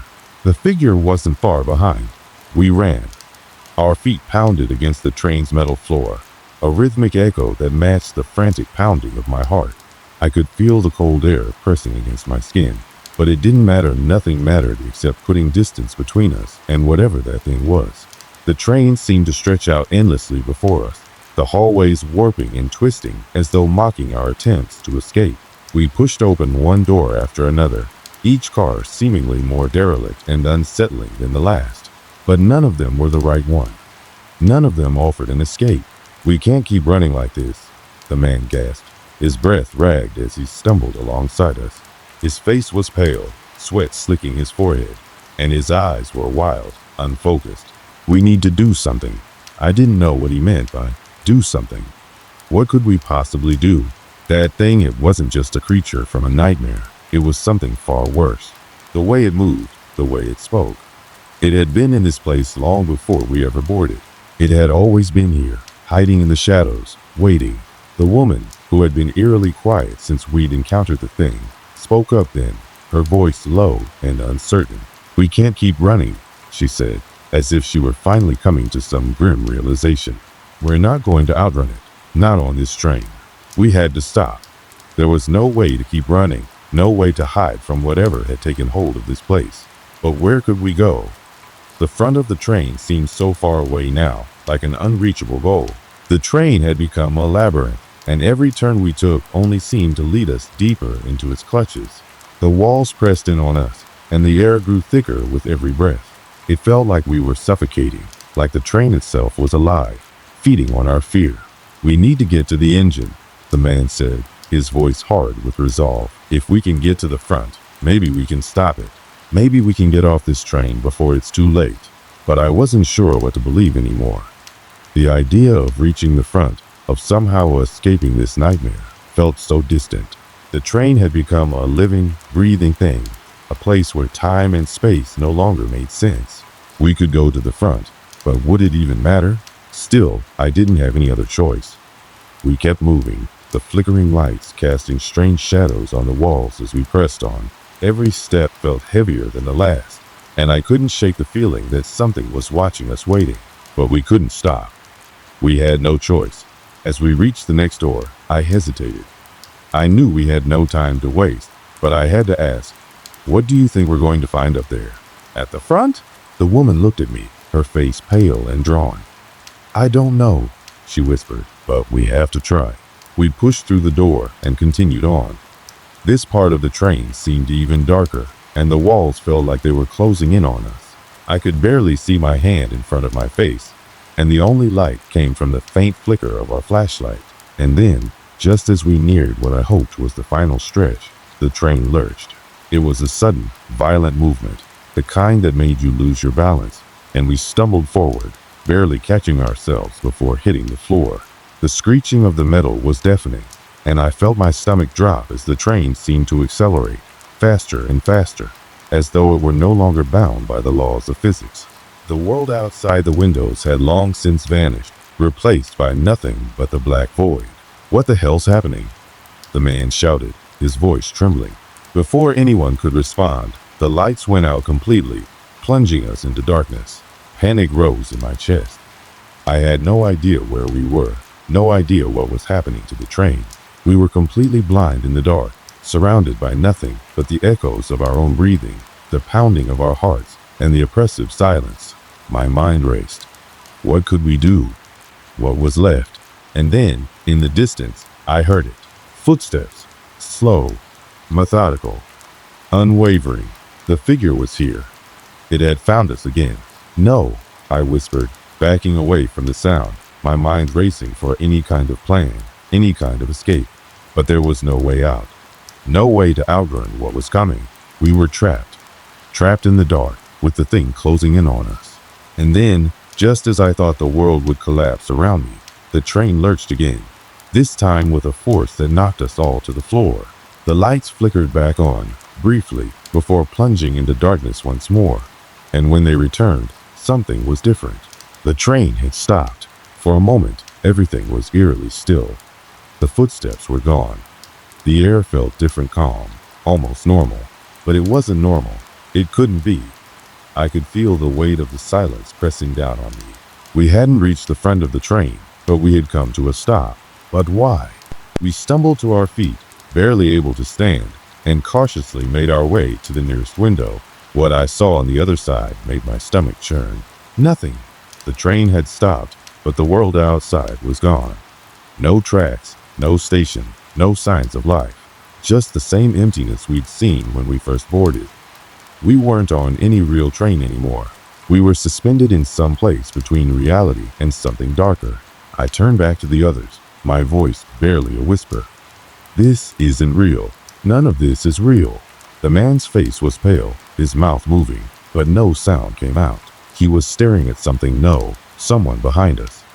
I didn't dare turn around. I knew what I would see. And then the silence was shattered by the voice. The same dry, rasping whisper from before. "You've come too far," it said, its voice filled with an unsettling certainty. "There's no turning back now." I turned, and there it was. The figure, closer now, its hollow eyes locked onto mine. It grinned. But this time, there was no fear in it, only an unbearable sense of resignation. "We're stuck here," I said, the words tumbling out before I could stop them. "We'll never leave." The thing nodded slowly, almost knowingly. "That's right," it whispered. "You're all part of the story now." I wanted to scream, to run, to break free. But there was no way out, no way to escape the truth of what we had stumbled into. The train wasn't just a ride, it was a prison. As the figure drew closer, everything faded. The train, the others, the world, everything melted away. And in that final moment, I understood. We had never been alive. We had never really left.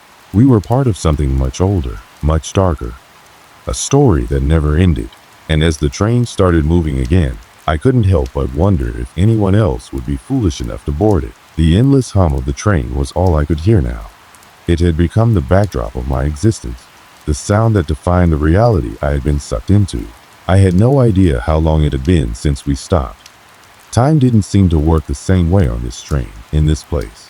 It was like we had become part of the machinery, a cog in a much larger, far more sinister operation. My thoughts were slow, heavy, like a fog that I could barely push through. The figure, the thing that had been tormenting us, was gone now. I couldn't see it, couldn't hear it, but I knew it was still there, somewhere, always watching. We'd never be free of it. It wasn't just a creature. It wasn't a ghost. It was a force, a presence that existed in this train and in the space between the tracks, in the silence that hung like a shroud. I had come to understand that there was no escape from it. This was our new reality. When I looked out the window again, there was nothing. No city, no station, no sign of life. Just the deep, all-consuming blackness. The world had been swallowed up, as if it had never existed. I couldn't remember what it was like to be free, to be on a train that had a destination, to see a sky above and the ground below. Now, there was only this unending stretch of dark, broken only by the faint glow of the train's interior lights. The others were still with me. We had learned to accept this strange new world, though we had never spoken it aloud. There was no point. What could we say to each other that would change anything? We were stuck, and there was no going back. The woman, the man, they had faded into the background, their faces as hollow and weary as mine. We had long since given up trying to make sense of what had happened, of what had brought us here. What did it matter now?